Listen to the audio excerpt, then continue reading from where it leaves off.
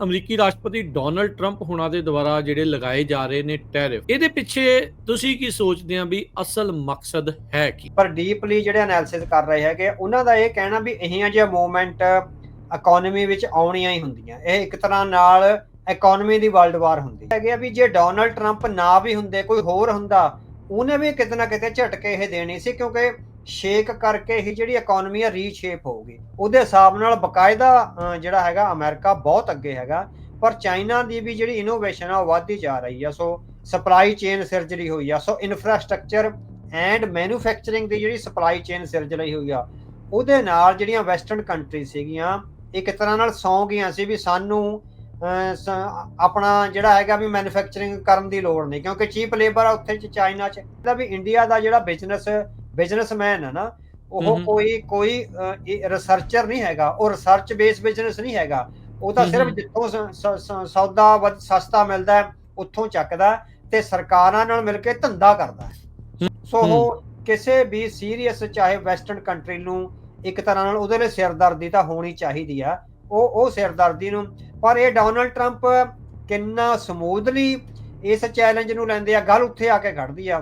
ਪੂਰੇ ਅਰਬ ਕੰਟਰੀਆਂ ਵਿੱਚ ਅਰਬ ਸਪਰਿੰਗ ਆਇਆ, ਉਹਨਾਂ ਦੇ ਰੈਵੋਲੂਸ਼ਨ ਡੈਮੋਕ੍ਰੇਸੀ ਦਾ ਉਹ ਆਪਣੇ ਆਪ ਨਹੀਂ ਆ ਗਿਆ, ਪਿੱਛੇ ਅਮਰੀਕਾ ਖੜਾ ਸੀ। ਸੋ ਇਸ ਤਰ੍ਹਾਂ ਕਰਾਉਣਾ ਪੈਂਦਾ। ਜਿਹੜੀ ਟੈਕਨੀਕਲੀ ਆ ਜਿਹੜੀ ਵਾਰਫੇਅਰ 'ਚ ਹੁੰਦਾ ਵੀ ਆਪਣਾ ਨੁਕਸਾਨ ਘੱਟ ਕਰਾਓ ਤੁਸੀਂ। ਹੁਣ ਇਹ ਵੀ ਦੋਹਾਂ ਪਾਸਿਆਂ ਦਾ ਨੁਕਸਾਨ ਹੋ ਰਿਹਾ, ਤੁਹਾਡੇ ਅਲਾਈਜ਼ ਦਾ ਵੀ ਨੁਕਸਾਨ ਹੋ ਰਿਹਾ, ਤੁਹਾਡਾ ਵੀ ਹੋ ਰਿਹਾ, ਤੁਹਾਡੇ ਦੁਸ਼ਮਣ ਦਾ ਤਾਂ ਹੋ ਹੀ ਰਿਹਾ। ਚਾਈਨਾ ਨੇ ਲਗਾਤਾਰ ਆਪਣੀ ਕਰੰਸੀ ਦੀ ਡੀਵੈਲਿਊਏਸ਼ਨ ਕਰੀ ਆ, ਯੂਆਨ ਦੀ ਹਨਾ। ਇੰਡੀਆ ਦੀ ਪਾਲਿਸੀ ਹੋ ਰਿਹਾ, ਇੰਡੀਆ ਦਾ ਹੁਣ ਜਦੋਂ ਨਾ ਜਿਹੜਾ ਡਾਲਰ ਦੇ ਮੁਕਾਬਲੇ ਘਟਣ ਲੱਗਿਆ ਤਾਂ ਸਾਡੇ ਕੋਲ ਰਿਪੋਰਟਾਂ ਨੇ ਵੀ ਇੰਡੀਆ ਨੇ ਜਿਹੜਾ ਆਪਣੇ ਕੋਲ $600 ਬਿਲੀਅਨ ਪਿਆ ਨਾ, ਉਹ ਡਾਲਰ ਆਪਣੇ ਕੋਲੋਂ ਮਾਰਕੀਟ ਵਿੱਚ ਵੇਚ ਕੇ ਆਪਣੇ ਰੁਪਈਏ ਦੀ ਕੀਮਤ ਸਥਿਰ ਰੱਖੀ ਹੋਈ ਆ। ਚਾਈਨਾ ਦਾ ਤੇ ਇੰਡੀਆ ਦਾ ਇਹੀ ਫਰਕ ਆ ਵੀ ਚਾਈਨਾ ਵਿੱਚ ਬਹੁਤ ਵੱਡੀ ਪ੍ਰੋਡਕਸ਼ਨ ਹੋ ਰਹੀ ਆ, ਉਹ ਪ੍ਰੋਡਕਸ਼ਨ ਸਾਰੀ ਐਕਸਪੋਰਟ ਬੇਸਡ ਆ। ਜਦੋਂ ਉਸ ਪ੍ਰੋਡਕਸ਼ਨ ਦਾ ਐਕਸਪੋਰਟ ਹੋਏਗਾ, ਜਿੰਨਾ ਚੀਨ ਦੀ ਕਰੰਸੀ ਥੱਲੇ ਡਿੱਗੀ ਹੋਊਗੀ ਉਨੇ ਡਾਲਰ ਚੀਨ ਕੋਲ ਵੱਧ ਆਉਣਗੇ, ਕਿਉਂਕਿ ਉਹਨਾਂ ਨੂੰ ਵੱਧ ਡਾਲਰ ਦੇਣੇ ਪੈਣਗੇ, ਹਨਾ। ਯੂਰਪ ਨਾਲ ਝਗੜਾ ਜਿਹੜਾ ਹੋ ਰਿਹਾ, ਯੂਰਪ ਉਸ ਰਿਪੋਰਟ ਵਿੱਚ ਆਇਆ ਸੀਗਾ ਵੀ ਆਪਣੇ ਅਲਾਈਜ਼ ਨੂੰ ਕਹੋ ਵੀ ਜਿੱਥੇ ਬਹੁਤ ਜ਼ਿਆਦਾ ਵੱਡਾ ਖਤਰਾ ਨਹੀਂ ਹੈ, ਛੋਟੇ ਖਤਰਿਆਂ ਨਾਲ ਤੁਸੀਂ ਆਪ ਟਾਕਰਾ ਕਰੋ, ਹਰੇਕ ਮਾਮਲੇ ਵਿੱਚ ਸਾਡੀ ਹਮਾਇਤ ਦੀ ਉਮੀਦ ਨਾ ਰੱਖੋ। ਇੱਕ ਕਨਫਿਊਜ਼ਨ ਦੀ ਭਾਵਨਾ ਵੀ ਪੈਦਾ ਹੁੰਦੀ ਹੈ। ਬਿਲਕੁਲ ਜਿਹੜੇ ਤਾਇਵਾਨ ਦੇ ਇਸ ਵੇਲੇ ਦੇ ਰਾਸ਼ਟਰਪਤੀ ਹੈਗੇ ਨਾ, ਉਹਨਾਂ ਦਾ ਲਾਈ ਚਿੰਗ ਟੀ ਆ, ਉਹਨਾਂ ਦੇ ਜਿਹੜੇ ਨਾ ਇਸ ਵੇਲੇ ਰਾਸ਼ਟਰਪਤੀ ਆ, ਔਰ ਉਹਨਾਂ ਵਿੱਚ ਇਹ ਆ ਗਈ ਹੋਈ ਆ ਭਾਵਨਾ। ਨੀਤੀ ਰਿਪੋਰਟ ਅਮਰੀਕਾ ਦੀਆਂ ਸ਼ਕਤੀਆਂ ਦੀ ਬਾਤ ਵੀ ਪਾਉਂਦਾ, ਉਹ ਕਿਹੜੀਆਂ ਸ਼ਕਤੀਆਂ ਦੀ ਗੱਲ ਕਰਦੇ ਆ? ਹਾਂਜੀ ਸੋ ਉਹਨਾਂ ਨੇ ਜਿਹੜੀਆਂ ਇਹ ਕਰੀਆਂ ਹੈਗੀਆਂ ਵੀ ਸਾਡੀਆਂ ਜਿਹੜੀਆਂ 3 ਮੇਨ ਸ਼ਕਤੀਆਂ ਨੇ, military power, financial resources and political will. ਹੁਣ ਜਿਹੜੀਆਂ ਯੂਨੀਵਰਸਿਟੀਆਂ ਤੇ ਪਾਬੰਦੀਆਂ ਲੱਗੀਆਂ ਨੇ, ਬਹੁਤ ਸਾਰੀਆਂ ਕੰਪਨੀਆਂ ਤੇ ਪਾਬੰਦੀਆਂ ਲੱਗੀਆਂ ਨੇ, ਉਹਨਾਂ ਤੇ ਵੀ ਇਹ ਆ ਰਿਹਾ ਹੈਗਾ ਵੀ ਯੂਨੀਵਰਸਿਟੀਆਂ ਡੋਨਲਡ ਟਰੰਪ ਕੋਲ ਜਾਣਗੀਆਂ। ਉਹ ਇਹ ਸੰਦੇਸ਼ ਦੇ ਰਹੇ ਆ ਵੀ ਯੂਨੀਵਰਸਿਟੀ ਐਡਮਿਨਿਸਟ੍ਰੇਸ਼ਨ ਸਾਡੇ ਕੋਲ ਆਓ, ਕੋਈ ਡੀਲ ਕਰੋ। ਡੀਲ ਇਹ ਹੋਊਗੀ ਵੀ ਜਿਹੜੇ ਸਾਡੇ ਖਿਲਾਫ ਪ੍ਰੋਟੈਸਟ ਕਰਨ ਵਾਲੇ ਆ, ਜਾਂ ਸਾਡੇ ਖਿਲਾਫ ਰਿਸਰਚ ਚੱਲ ਰਹੀ ਹੈਗੀ ਆ, ਜਾਂ ਸਾਨੂੰ ਪੋਲੀਟੀਕਲੀ ਟਾਰਗੇਟ ਕਰਨ ਦੀ ਜਿਹੜੇ ਰਿਸਰਚ ਪ੍ਰੋਜੈਕਟਸ ਨੇ ਉਹ ਖਤਮ ਕੀਤੇ ਜਾਣ, ਜਾਂ ਉਹ ਬਿਹਾਈਂਡ ਦੀ ਸੀਨ ਕੀਤੇ ਜਾਣ। ਆਹੀ ਹੈ ਵੀ ਜਿਹੜੀ ਯੂਨੀਵਰਸਿਟੀਆਂ ਨੂੰ ਹੁਣ ਉਹ ਲੈ ਕੇ ਆ ਰਹੇ ਆ ਵੀ ਜਿਹੜਾ ਸਮੁੱਚਾ ਰਿਸਰਚ ਪ੍ਰੋਜੈਕਟ ਹੈਗਾ ਉਹ ਪ੍ਰੋ ਟਰੰਪ ਪ੍ਰਸ਼ਾਸਨ ਹੋਵੇ, ਸੋ ਐਂਟਾਈ ਟਰੰਪ ਪ੍ਰਸ਼ਾਸਨ ਕੁਛ ਨਾ ਹੋਵੇ। ਸੋ ਉਹ ਇੱਕ ਤਰ੍ਹਾਂ ਨਾਲ ਬਾਂਹ ਮਰੋੜ ਰਹੇ ਆ, ਜਿਹੜੀ ਮੈਂ ਗੱਲ ਕਰੀ ਆ ਵੀ ਉਹ ਅਗਲੇ 20-25 ਸਾਲਾਂ ਲਈ ਇੱਕ ਲੀਡਰਸ਼ਿਪ ਗਰੋ ਕਰ ਰਹੇ ਹੈਗੇ ਆ। ਜਿਹੜੇ ਵੀ ਸਹਿਯੋਗੀ ਛੋਟੇ ਮੁਲਕ ਨੇ, ਛੋਟੇ ਹਮਲਿਆਂ ਦਾ ਆਪ ਟਾਕਰਾ ਕਰਨ। ਇਹ ਛੋਟੇ ਹਮਲਿਆਂ ਨੂੰ ਕਿੱਦਾਂ ਡਿਫਾਈਨ ਕੀਤਾ ਜਾ ਰਿਹਾ? ਕਿਹੜੀਆਂ ਚੀਜ਼ਾਂ ਨੂੰ ਇਹ ਛੋਟੇ ਹਮਲੇ ਜਿਹੜਾ ਇਹ ਮੰਨਦੇ ਨੇ? ਹਾਲੇ ਹੁਣ ਇਹਦੇ ਹਿਸਾਬ ਨਾਲ ਤਾਂ ਉਹ ਯੂਕਰੇਨ ਤੇ ਜਿਹੜਾ ਰਸ਼ੀਆ ਦਾ ਹਮਲਾ ਹੋਇਆ ਉਹਨੂੰ ਵੀ ਉਹ ਛੋਟਾ ਹਮਲਾ ਮੰਨਦੇ। ਬੰਗਲਾਦੇਸ਼ ਪਹਿਲਾਂ ਹੀ ਹੈਗਾ, ਈਵਨ ਇੰਡੀਆ ਦੀ ਹੁਣ ਇਹ ਪ੍ਰੋਬਲਮ ਹੈ। ਇੰਡੀਆ ਦੀ ਇਕਨੋਮੀ ਇਸੇ ਕਰਕੇ ਹੈਗਾ ਵੀ ਇੰਡੀਆ ਸੁਪਨਿਆਂ ਦੀ ਇਕਨੋਮੀ ਵਿੱਚ ਰਹਿੰਦਾ ਰਿਹਾ। ਇੰਡੀਆ ਨੇ ਆਪਣੀ ਮੈਨੂਫੈਕਚਰਿੰਗ ਦੀ ਹੱਬ ਕ੍ਰੀਏਟ ਨਹੀਂ ਕੀਤੀ। ਤੁਸੀਂ ਦੇਖੋ ਆ ਪਤੰਗਾਂ ਦੀਆਂ ਡੋਰਾਂ ਜਿਹੜੀਆਂ ਇੰਡੀਆ ਵਿੱਚ ਜਾਂ ਪਤੰਗ ਨੇ ਆਉਂਦੇ ਹਨਾ, ਮਤਲਬ ਕਿ ਇੰਡੀਆ ਚੋਂ ਪਤੰਗ ਬਣਨੇ ਹਟ ਗਏ, ਚਾਈਨਾ ਤੋਂ ਬਣ ਕੇ ਆਉਂਦੇ ਆ। ਆਪਣੀਆਂ ਦੀਵਾਲੀ ਦੇ ਦੀਵੇ ਵੀ ਉੱਥੋਂ ਆਉਣ ਲੱਗ ਗਏ। ਆਪਣੀਆਂ ਸ਼੍ਰੀ ਸਾਹਿਬ ਸਿੱਖਾਂ ਦੀਆਂ ਜਿਹੜੀਆਂ ਅੰਮ੍ਰਿਤ ਛਕਾਉਣ ਵੇਲੇ ਵਰਤੀਆਂ ਜਾਂਦੀਆਂ। ਹੁਣ ਜਦੋਂ ਕਿਸੇ ਫੋਰਨ ਏਜੰਸੀ ਨੇ ਕਿਸੇ ਹੋਰ ਮੁਲਕ ਵਿੱਚ ਆਪਣੇ ਵਿਰੋਧੀ ਨੂੰ ਕਤਲ ਕਰਨਾ ਹੁੰਦਾ ਤਾਂ ਉਸ ਮੁਲਕ ਦੀ ਏਜੰਸੀ ਨੂੰ ਪਹਿਲਾਂ ਦੱਸ ਦਿੰਦੇ ਆ ਵੀ ਅਸੀਂ ਆਹ ਬੰਦਾ ਮਾਰਨਾ, ਵੀ ਇਹ ਮਾਰਨਾ, ਵੀ ਮਤਲਬ ਕਿ ਤੁਸੀਂ ਕੋਈ ਵਿੱਚ ਪੰਗਾ ਨਾ।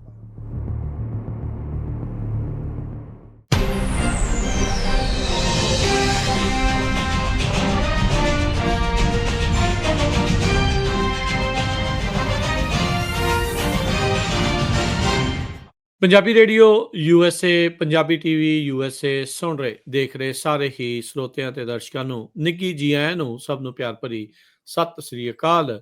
ਅੱਜ ਦਾ ਦ ਪੰਥਕ ਪੈਰਾਡਾਈਮ ਪ੍ਰੋਗਰਾਮ ਲੈ ਕੇ ਹਾਜ਼ਰ ਹੋ ਚੁੱਕੇ ਹਾਂ। ਜੀਓ ਪੋਲੀਟੀਕਲ ਲੈਂਸ ਜੁੜ ਚੁੱਕੇ ਨੇ ਆਪਣੇ ਨਾਲ ਉੱਘੇ ਜਰਨਲਿਸਟ ਨਾਲ ਲੇਖਕ ਅਵਤਾਰ ਸਿੰਘ ਜੀ। ਅਵਤਾਰ ਸਿੰਘ ਜੀ, ਜੀ ਆਇਆਂ ਨੂੰ ਸਵਾਗਤ ਹੈ। ਵਾਹਿਗੁਰੂ ਜੀ ਕਾ ਖਾਲਸਾ, ਖਾਲਸਾ ਵਾਹਿਗੁਰੂ ਜੀ ਕੀ ਵਾਹਿਗੁਰੂ ਫਤਿਹ। ਜੀ ਕੀ ਫਤਿਹ।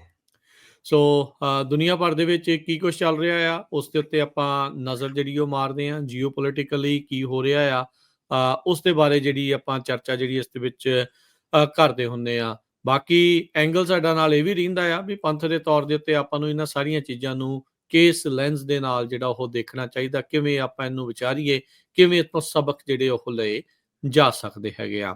ਅਵਤਾਰ ਸਿੰਘ ਜੀ, ਅੱਜ ਆਪਾਂ ਚਰਚਾ ਕਰਦੇ ਹਾਂ ਜੋ ਦੁਨੀਆ ਦੇ ਵਿੱਚ ਇਸ ਟਾਈਮ ਸਭ ਤੋਂ ਜ਼ਿਆਦਾ ਹੌਟ ਇਸ਼ੂ ਆ, ਟੈਰਿਫਸ ਦਾ ਜਿਹੜਾ ਇਸ ਟਾਈਮ ਦੌਰ ਚੱਲ ਰਿਹਾ ਆ, ਟੈਕਸ ਦਾ।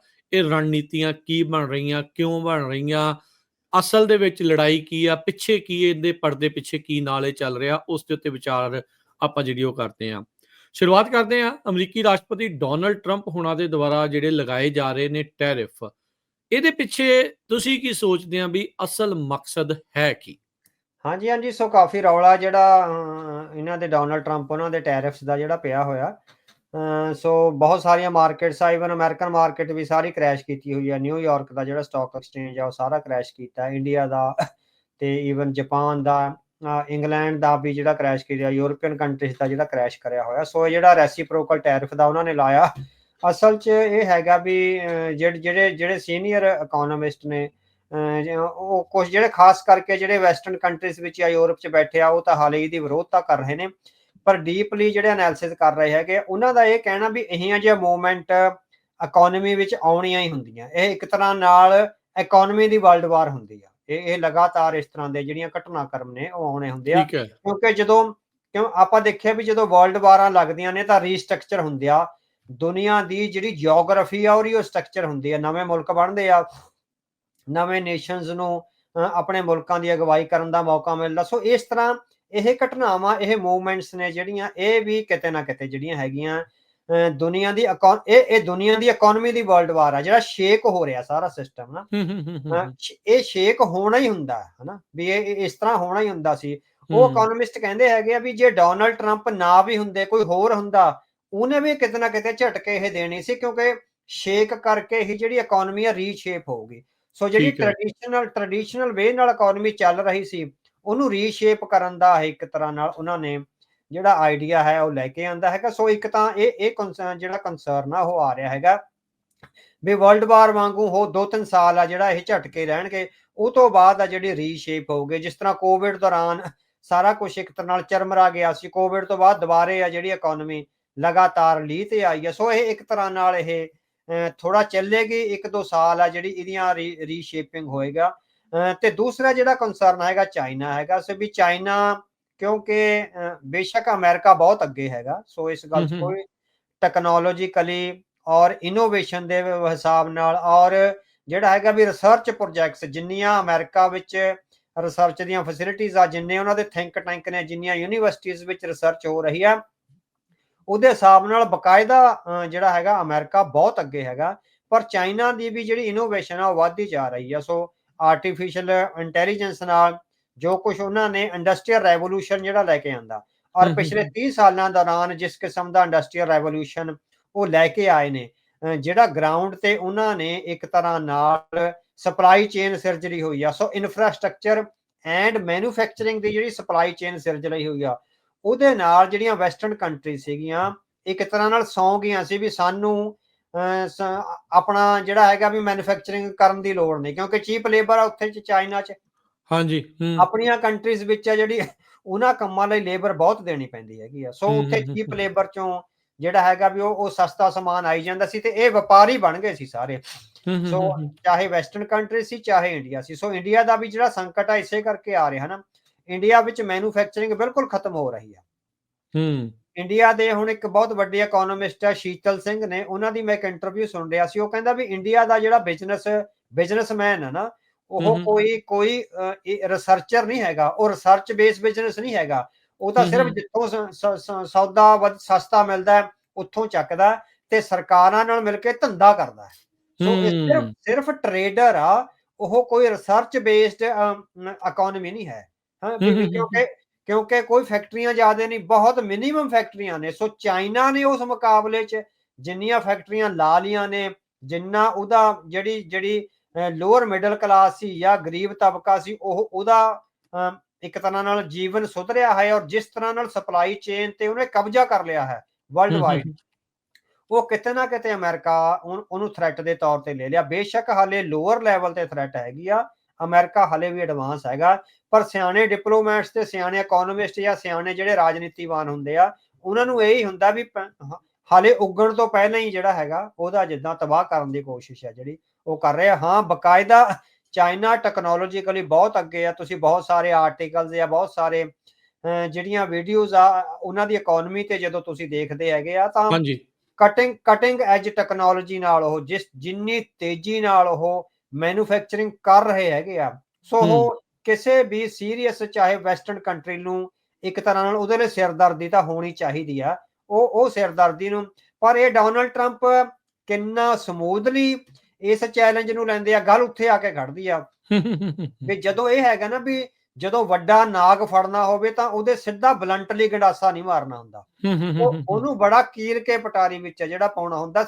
ਜਦੋਂ ਸਾਹਮਣੇ ਵੀ ਦੂਸਰਾ ਵੱਡਾ ਨਾਗ ਹੋਵੇ, ਦੋ ਵੱਡੇ ਨਾਗਾਂ ਦੀ ਲੜਾਈ ਵਿੱਚ ਜਿਹੜਾ ਸਿਆਣਾ ਮਦਾਰੀ ਹੁੰਦਾ ਉਹ ਇਹ ਕਰਦਾ ਵੀ ਉਹਨਾਂ ਨੂੰ ਬੜੇ ਹਿਸਾਬ ਨਾਲ ਉਹਨਾਂ ਨੂੰ ਕਿਤੇ ਨਾ ਕਿਤੇ ਮਦਹੋਸ਼ ਕਰਕੇ ਜਾਂ ਹੋਰ ਇਸ ਕਿਸਮ ਦੀਆਂ ਕਾਰਵਾਈਆਂ ਕਰਕੇ ਜਿਹੜਾ ਹੈਗਾ ਉਹਨੂੰ ਪਟਾਰੀ 'ਚ ਪਾਇਆ ਜਾਂਦਾ ਵੀ ਟੇਮ ਕਰਨਾ, ਜਿਹੜਾ ਇਕੋਨਮੀ ਨੂੰ ਤੇ ਕੰਟਰੀਜ਼ ਨੂੰ ਜਿਹੜਾ ਟੇਮ ਕਰਨਾ ਹੈ, ਉਹ ਬੜਾ ਟੈਕਨੀਕਲੀ ਐਂਡ ਡਿਪਲੋਮੈਟਿਕਲੀ ਹੁੰਦਾ, ਜਿਸ ਤਰ੍ਹਾਂ ਉਹ ਰਸ਼ੀਆ ਨੂੰ ਟੇਮ ਕਰ ਰਿਹਾ। ਸੋ ਪਿਛਲਾ ਐਡਮਿਨਿਸਟ੍ਰੇਸ਼ਨ ਆਪਾਂ ਆਪਣੇ ਪ੍ਰੋਗਰਾਮ 'ਚ ਗੱਲ ਕਰੀ ਸੀ ਵੀ ਜੀ, ਜਿਹੜੇ ਉਹਨਾਂ ਦੇ ਜੇਕ ਸੁਲੇਮਾਨ ਸੀਗੇ, ਜਿਹੜੇ NSA ਸੀ ਨਾ, ਜੀ, ਜੀ, ਜੇਕ ਸੁਲਿਵਨ। ਉਹਨਾਂ ਨੇ ਇਹ ਕਿਹਾ ਸੀਗਾ ਵੀ ਸਾਡੇ ਲਈ ਰਸ਼ੀਆ ਵਿੱਚ ਸਭ ਤੋਂ ਵੱਡੀ ਓਪਰਚੁਨਿਟੀ ਇਸ ਵੇਲੇ ਪੈਦਾ ਹੋ ਰਹੀ ਆ। ਅਸੀਂ ਆਪਣੇ ਬਹੁਤ ਵੱਡੇ ਲਿੰਕ ਬਣਾ ਰਹੇ ਹਾਂ, ਬੜੀ ਵੱਡੀ ਇਨਵੈਸਟਮੈਂਟ ਕਰ ਰਹੇ ਹਾਂ, ਤੇ ਅਸੀਂ ਹੌਲੀ-ਹੌਲੀ ਰਸ਼ੀਆ ਨੂੰ ਸੋਵੀਅਤ ਸੰਘ ਵਾਂਗ ਤੋੜਨ ਦੀ ਸਥਿਤੀ ਵਿੱਚ ਹੋ ਜਾਵਾਂਗੇ। ਹੂੰ, ਉਹ ਐਕਚੁਅਲ ਪੋਜੀਸ਼ਨਿੰਗ ਆ ਵੀ ਜਦੋਂ ਵੱਡੇ ਮੁਲਕਾਂ ਨੂੰ ਜਦੋਂ ਤੁਸੀਂ ਤਬਾਹ ਕਰਨਾ ਹੁੰਦਾ। ਸੋ ਜਿਸ ਤਰ੍ਹਾਂ ਵੀ ਹੋਇਆ ਹੁਣ, ਜਿੱਦਾਂ ਪੂਰੇ ਅਰਬ ਕੰਟਰੀਆਂ ਵਿੱਚ ਅਰਬ ਸਪ੍ਰਿੰਗ ਆਇਆ, ਉਹਨਾਂ ਹਾਂਜੀ। ਦੇ ਰੈਵੋਲੂਸ਼ਨ ਡੈਮੋਕ੍ਰੇਸੀ ਦਾ ਉਹ ਆਪਣੇ ਆਪ ਨਹੀਂ ਆ ਗਿਆ, ਪਿੱਛੇ ਅਮਰੀਕਾ ਖੜਾ ਸੀ। ਸੋ ਇਸ ਤਰ੍ਹਾਂ ਕਰਾਉਣਾ ਪੈਂਦਾ। ਈਰਾਨ ਵਿੱਚ ਉਹ ਲਗਾਤਾਰ ਪ੍ਰੋ ਡੈਮੋਕ੍ਰੇਸੀ ਦੇ ਸਾਰੇ ਉਹ ਸਿਸਟਮ ਕਰਵਾ ਰਹੇ ਹੈਗੇ ਨਾ। ਸੋ ਇਹਦੇ ਬਿਹਾਈਂਡ ਦੀ ਸੀਨ ਆ ਜਿਹੜਾ ਇਹ ਹੁੰਦਾ। ਹੁਣ ਇਹ ਰਿਪੋਰਟਾਂ ਆਈਆਂ ਨੇ ਵੀ ਇੰਡੀਆ ਦੀ ਵੋਟਿੰਗ ਪਰਸੈਂਟੇਜ ਨੂੰ ਪ੍ਰਭਾਵਿਤ ਕਰਨ ਲਈ ਵੀ ਉਹਨਾਂ ਨੇ ਕਾਫੀ ਕੁਝ ਕਰਿਆ, ਤੇ ਬੰਗਲਾਦੇਸ਼ ਦੀਆਂ ਚੋਣਾਂ ਵਿੱਚ ਵੀ ਸ਼ੇਖ ਹਸੀਨਾ ਨੂੰ ਪ੍ਰਧਾਨ ਮੰਤਰੀ ਬਣਾਉਣ ਲਈ ਇੰਡੀਆ ਦੀ ਰਿਕੁਐਸਟ ਤੇ ਉਹਨਾਂ ਨੇ ਸਾਰਾ ਕੁਝ ਕਰਿਆ। ਸੋ ਇਸ ਤਰ੍ਹਾਂ ਹੈਗਾ ਵੀ ਇਹ behind the scene technically and diplomatically ਚੱਲਦਾ ਹੁੰਦਾ, ਪਰ ਟਰੰਪ ਉਹਨਾਂ ਦੇ ਕੰਮ ਕਰਨ ਦੇ ਢੰਗ ਉੱਤੇ, ਉਹਨਾਂ ਦੀ ਆਈਡੀਓਲੋਜੀ ਤੇ ਬਹੁਤੇ ਜ਼ਿਆਦਾ ਸਵਾਲ ਨਹੀਂ ਉੱਠ ਰਹੇ। ਉਹਨਾਂ ਦੇ ਕੰਮ ਕਰਨ ਦੇ ਢੰਗ ਤੇ ਵੀ ਜਿੱਦਾਂ ਠਾਹ ਸੋਟਾ ਮਾਰਿਆ ਉਹਦੇ ਨਾਲ ਸਾਰਾ ਕੁਝ ਆਪਣਾ ਵੀ ਕਰੈਸ਼ ਹੋ ਰਿਹਾ। ਵੀ ਜਿਹੜੀ ਟੈਕਨੀਕਲੀ ਆ ਜਿਹੜੀ ਵਾਰਫੇਅਰ 'ਚ ਇਹ ਹੁੰਦਾ ਵੀ ਆਪਣਾ ਨੁਕਸਾਨ ਘੱਟ ਕਰਾਓ ਤੁਸੀਂ। ਹੁਣ ਇਹ ਵੀ ਦੋਹਾਂ ਪਾਸਿਆਂ ਦਾ ਨੁਕਸਾਨ ਹੋ ਰਿਹਾ, ਤੁਹਾਡੇ ਅਲਾਈਜ਼ ਦਾ ਵੀ ਨੁਕਸਾਨ ਹੋ ਰਿਹਾ, ਤੁਹਾਡਾ ਵੀ ਹੋ ਰਿਹਾ, ਤੁਹਾਡੇ ਦੁਸ਼ਮਣ ਦਾ ਤਾਂ ਹੋ ਹੀ ਰਿਹਾ। ਸੋ ਜਿਹੜੀ ਸਿਆਣਪ, ਜਿਹੜੀ ਵਾਇਸ ਡਿਪਲੋਮੇਸੀ ਹੁੰਦੀ ਆ, ਉਹਦੇ 'ਚ ਹੁੰਦਾ ਵੀ ਆਪਣਾ ਤੇ ਆਪਣੇ ਅਲਾਈਜ਼ ਦਾ ਘੱਟ ਨੁਕਸਾਨ ਕਰਾਵੇ। ਹੁਣ ਜਿੱਦਾਂ ਯੂਕਰੇਨ ਦੀ ਵਾਰ 'ਚ ਉਹਨਾਂ ਨੇ ਬੜਾ ਡਿਫੈਂਸਿਵ ਮੋਡ ਰੱਖਿਆ। ਹਾਲਾਂਕਿ ਜੇ ਨਾਟੋ ਜਾਂ ਅਮਰੀਕਾ ਚਾਹੁੰਦਾ ਤਾਂ ਰਸ਼ੀਆ ਨੂੰ 2 ਜਾਂ 3 ਦਿਨਾਂ ਵਿੱਚ ਤਬਾਹ ਕਰ ਸਕਦੇ ਸੀ। ਹਨਾ, ਕੋਈ ਵੱਡੀ ਗੱਲ ਨਹੀਂ ਹੈ ਇਹਨਾਂ ਲਈ, ਪਰ ਜਿੰਨਾ ਸੰਜਮ, ਜਿੰਨਾ ਡਿਸਿਪਲਿਨ ਉਹਨਾਂ ਨੇ ਯੂਕਰੇਨ ਦੀ ਵਾਰ 'ਚ ਨੈਟੋ ਨੇ ਤੇ ਅਮਰੀਕਾ ਨੇ ਰੱਖਿਆ, ਸੋ ਇਸ ਤਰ੍ਹਾਂ ਜੰਗ ਲੜੀ ਜਾਂਦੀ ਹੈ ਹਨਾ, ਬੜੀ ਸਿਆਣਪ ਨਾਲ, ਧੀਰਜ ਨਾਲ, ਡਿਸਿਪਲਿਨ ਨਾਲ, ਬ੍ਰਿਕ ਬਾਏ ਬ੍ਰਿਕ, ਕਦਮ ਬਾਏ ਕਦਮ। ਪਰ ਆ ਹੈਗਾ ਵੀ ਦੌੜ, ਸਰਪਟ ਦੌੜ ਲੱਗੀ ਹੋਈ ਹੈ, ਜਿੱਦਾਂ 100 ਮੀਟਰ ਦੀ ਸਪ੍ਰਿੰਟ ਰੇਸ ਹੁੰਦੀ ਹੈ, ਇਹ ਲੱਗੀ ਆ। ਸੋ ਇਹਦੇ ਨਾਲ ਜਿਹੜਾ ਢਾਂਚਾ ਹਲੇ ਚਰਮਰਾ ਰਿਹਾ। ਆਇਆ ਡੋਨਲਡ ਟਰੰਪ ਦੀ ਟੀਮ ਆ ਜਿਹੜੀ, ਉਹ ਇਹਦੇ ਤੇ ਵਿਚਾਰ ਕਰੇਗੀ, ਜਾਂ ਕਿਉਂਕਿ ਉਹਨਾਂ ਦਾ ਆਪਣਾ ਸੁਭਾਅ ਕੁਛ ਇਸ ਤਰ੍ਹਾਂ ਦਾ ਹੈ, ਉਹ ਕੁਝ ਲੀਡਰ ਆ ਜਿਹੜੇ ਸੁਭਾਅ ਦੇ ਵੀ ਗੁਲਾਮ ਹੁੰਦੇ ਆ। ਸੋ ਉਹ ਉਸਨੂੰ ਹੁਣ ਦੇਖਣਾ ਹੋਊਗਾ ਵੀ ਆਇਆ ਉਹਨਾਂ ਵਿੱਚ ਤਬਦੀਲੀ ਆਉਂਦੀ ਆ ਜਾਂ ਉਹ ਇਸ ਤਰ੍ਹਾਂ ਸਰਪਟ ਦੌੜਦੀ ਆ। ਜੋ ਇਸ ਤਰ੍ਹਾਂ ਸਰਪਟ ਦੌੜਦੇ ਆ ਤਾਂ ਚਾਈਨਾ ਤਾਂ ਚਲੋ ਕਿਤੇ ਨਾ ਕਿਤੇ ਆ ਕੇ ਕੰਟਰੋਲ ਹੋਏਗਾ, ਪਰ ਉਹਦੇ ਨਾਲ ਆਪਣਾ ਤੇ ਆਪਣੇ ਅਲਾਈਜ਼ ਦਾ, ਯੂਰਪੀਅਨ ਕੰਟਰੀਜ਼ ਦਾ ਤੇ ਹੋਰ ਸਾਰੇ ਜਿਹੜੇ ਅਲਾਈਜ਼ ਆ ਉਹਨਾਂ ਦਾ ਵੱਧ ਨੁਕਸਾਨ ਇਕਨੋਮਿਕਲੀ ਹੋ ਸਕਦਾ। ਸੋ ਉਹੀ ਗੱਲ ਸੀ ਹੁਣ ਜਦੋਂ ਕਹਿੰਦੇ ਵੀ ਜਦੋਂ ਇਕਨੋਮਿਕ ਵਰਲਡ ਵਾਰ ਲੱਗੀ ਆ ਤਾਂ ਗਵਾਂਢੀਆਂ ਦੇ ਨਾਲ, ਭਾਈਵਾਲਾਂ ਦੇ ਨਾਲ ਉਹ ਰਿਸ਼ਤਿਆਂ ਦੇ ਉੱਤੇ ਵੀ ਅਸਰ ਪੈ ਰਿਹਾ ਆ, ਉਹਦੇ ਨਾਲ ਉਹ ਇਕਨੋਮਿਕਲੀ ਵੀ ਹਰਟ ਹੋਣਗੇ, ਪ੍ਰਭਾਵਿਤ ਹੋਣਗੇ।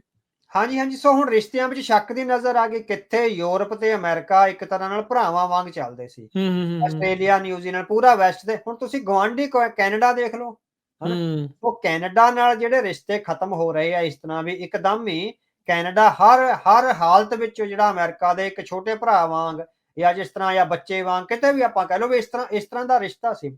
ਪਰ ਹੁਣ ਜਿਹੜਾ ਹੈਗਾ ਵੀ ਹੁਣ ਸ਼ੱਕ ਦੀ ਭਾਵਨਾ ਪੈਦਾ ਹੋ ਗਈ। So as a country America ਬਾਰੇ ਸ਼ੱਕ ਦੀ ਭਾਵਨਾ ਹਲੇ ਵੀ ਨਹੀਂ ਹੈ, ਪਰ ਡੋਨਲਡ ਟਰੰਪ ਤੇ ਉਹਨਾਂ ਦੀ ਲੀਡਰਸ਼ਿਪ ਬਾਰੇ ਸ਼ੱਕ ਦੀ ਭਾਵਨਾ ਪੈਦਾ ਹੋ ਗਈ ਵੀ ਹਲੇ ਪਤਾ ਨਹੀਂ ਉਹ ਕੀ ਕਰ ਸਕਦੇ ਹੈਗੇ, ਹਨਾ? ਹੂੰ, ਹੂੰ, ਸੋ ਹੂੰ, ਹੁਣ ਹੂੰ, ਜਦੋਂ ਜਦੋਂ ਰਿਸ਼ਤੇ ਦੁਬਾਰਾ ਬਣਨਗੇ, ਜਦੋਂ 4 ਸਾਲਾਂ ਤੱਕ ਇਹ ਐਡਮਿਨਿਸਟ੍ਰੇਸ਼ਨ ਰਹੂਗਾ, ਰਿਸ਼ਤਿਆਂ ਵਿੱਚ ਉਹ ਨਿੱਘ ਨਹੀਂ ਰਹਿਣਾ, ਉਹ ਜਿਹੜਾ ਭਰੋਸਾ ਉਹ ਟਰਸਟ ਬ੍ਰੇਕ ਹੋ ਰਿਹਾ। ਵੀ ਹੂੰ, ਜਦੋਂ ਹੂੰ, ਹੂੰ, ਹੂੰ, ਸਾਰਿਆਂ ਤੇ ਗੰਡਾਸਾ ਚੱਲ ਰਿਹਾ ਹੈ, ਤਾਂ ਡਿਪਲੋਮੈਟਿਕਲੀ ਟਰਸਟ ਬ੍ਰੇਕ ਹੋ ਰਿਹਾ ਹੈ। ਇਹ ਟਰਸਟ ਫਿਰ ਜਦੋਂ ਬਣਦੇ ਕਈ ਦਹਾਕੇ ਲੱਗ ਜਾਂਦੇ ਹੁੰਦੇ ਆ। ਟਰਸਟ ਬਿਲਡਿੰਗ ਆ ਜਿਹੜੀ ਇੱਕ ਆਪਣੀ ਕ੍ਰੈਡਿਟ ਹਿਸਟਰੀ ਹੁੰਦੀ ਆ। ਸੋ ਹੂੰ, ਹੂੰ, ਕ੍ਰੈਡਿਟ ਹਿਸਟਰੀ ਹਮੇਸ਼ਾ ਬਚਾ ਕੇ ਰੱਖਣੀ ਪੈਂਦੀ ਆ, ਤਾਂ ਹੀ ਬੈਂਕ ਆ ਜਿਹੜੇ ਲੋਨ ਦਿੰਦੇ ਆ ਜਾਂ ਮੌਰਗੇजेस ਦਿੰਦੇ ਹੈਗੇ ਆ। ਇਸ ਲਈ ਇਹ ਕ੍ਰੈਡੀਬਿਲਿਟੀ ਐਂਡ ਕ੍ਰੈਡਿਟ ਹਿਸਟਰੀ ਆ ਜਿਹੜੀ ਉਹ ਇਹ ਇਸ ਨਵੇਂ ਪ੍ਰਸ਼ਾਸਨ ਨੂੰ ਬਚਾਉਣੀ ਪੈਣੀ ਆ। ਘੱਟੋ ਘੱਟ ਆਪਣੇ ਅਲਾਈਜ਼ ਨੂੰ ਆਪਣੇ ਨਾਲ ਰੱਖਣਾ ਪੈਣਾ। ਕੱਲਿਆਂ ਇਹ ਜੰਗ ਲੜਨ ਵਾਲੀ ਨਹੀਂ ਹੈਗੀ। ਹੂੰ। ਜਿੱਦਾਂ ਇਹ ਆਖ ਦਿੰਦੇ ਆ ਵੀ ਉਹ ਵੀ ਇਲਾਕਾ ਆਪਣੇ ਅੰਦਰ ਕਰ ਲੈਣਾ, 51ਵਾਂ ਸੂਬਾ ਬਣਾ ਲੈਣਾ, ਉਹ ਇਲਾਕਾ ਵੀ ਸਾਨੂੰ ਜਿਹੜਾ ਇੰਪੋਰਟੈਂਟ ਆ। ਕੀ ਇਹ ਉਹਨਾਂ ਨੂੰ ਸਮਝਾ ਨਹੀਂ ਪਾ ਰਹੇ ਵੀ ਕੀ ਇੰਪੋਰਟੈਂਸ ਹੈ ਇਹਨਾਂ ਸਾਰੀਆਂ ਚੀਜ਼ਾਂ ਦੀ, ਜਾਂ ਇਹ ਉਹ ਜਿੱਦਾਂ ਤੁਸੀਂ ਕਿਹਾ ਵੀ ਕਈ ਲੀਡਰ ਆਦਤ ਤੋਂ ਮਜਬੂਰ ਹੁੰਦੇ ਵੀ ਨਹੀਂ, ਮੈਂ ਜਿੱਦਾਂ ਕਿਹਾ ਮੇਰਾ ਬੋਲ ਉਦਾਂ ਹੀ ਪੁੱਗਣਾ ਚਾਹੀਦਾ ਆ, ਵੀ ਉਹਦੇ ਕਰਕੇ ਕਿਤੇ ਨਾ ਕਿਤੇ ਕਮੀ ਰਹਿ ਰਹੀ ਹੈ।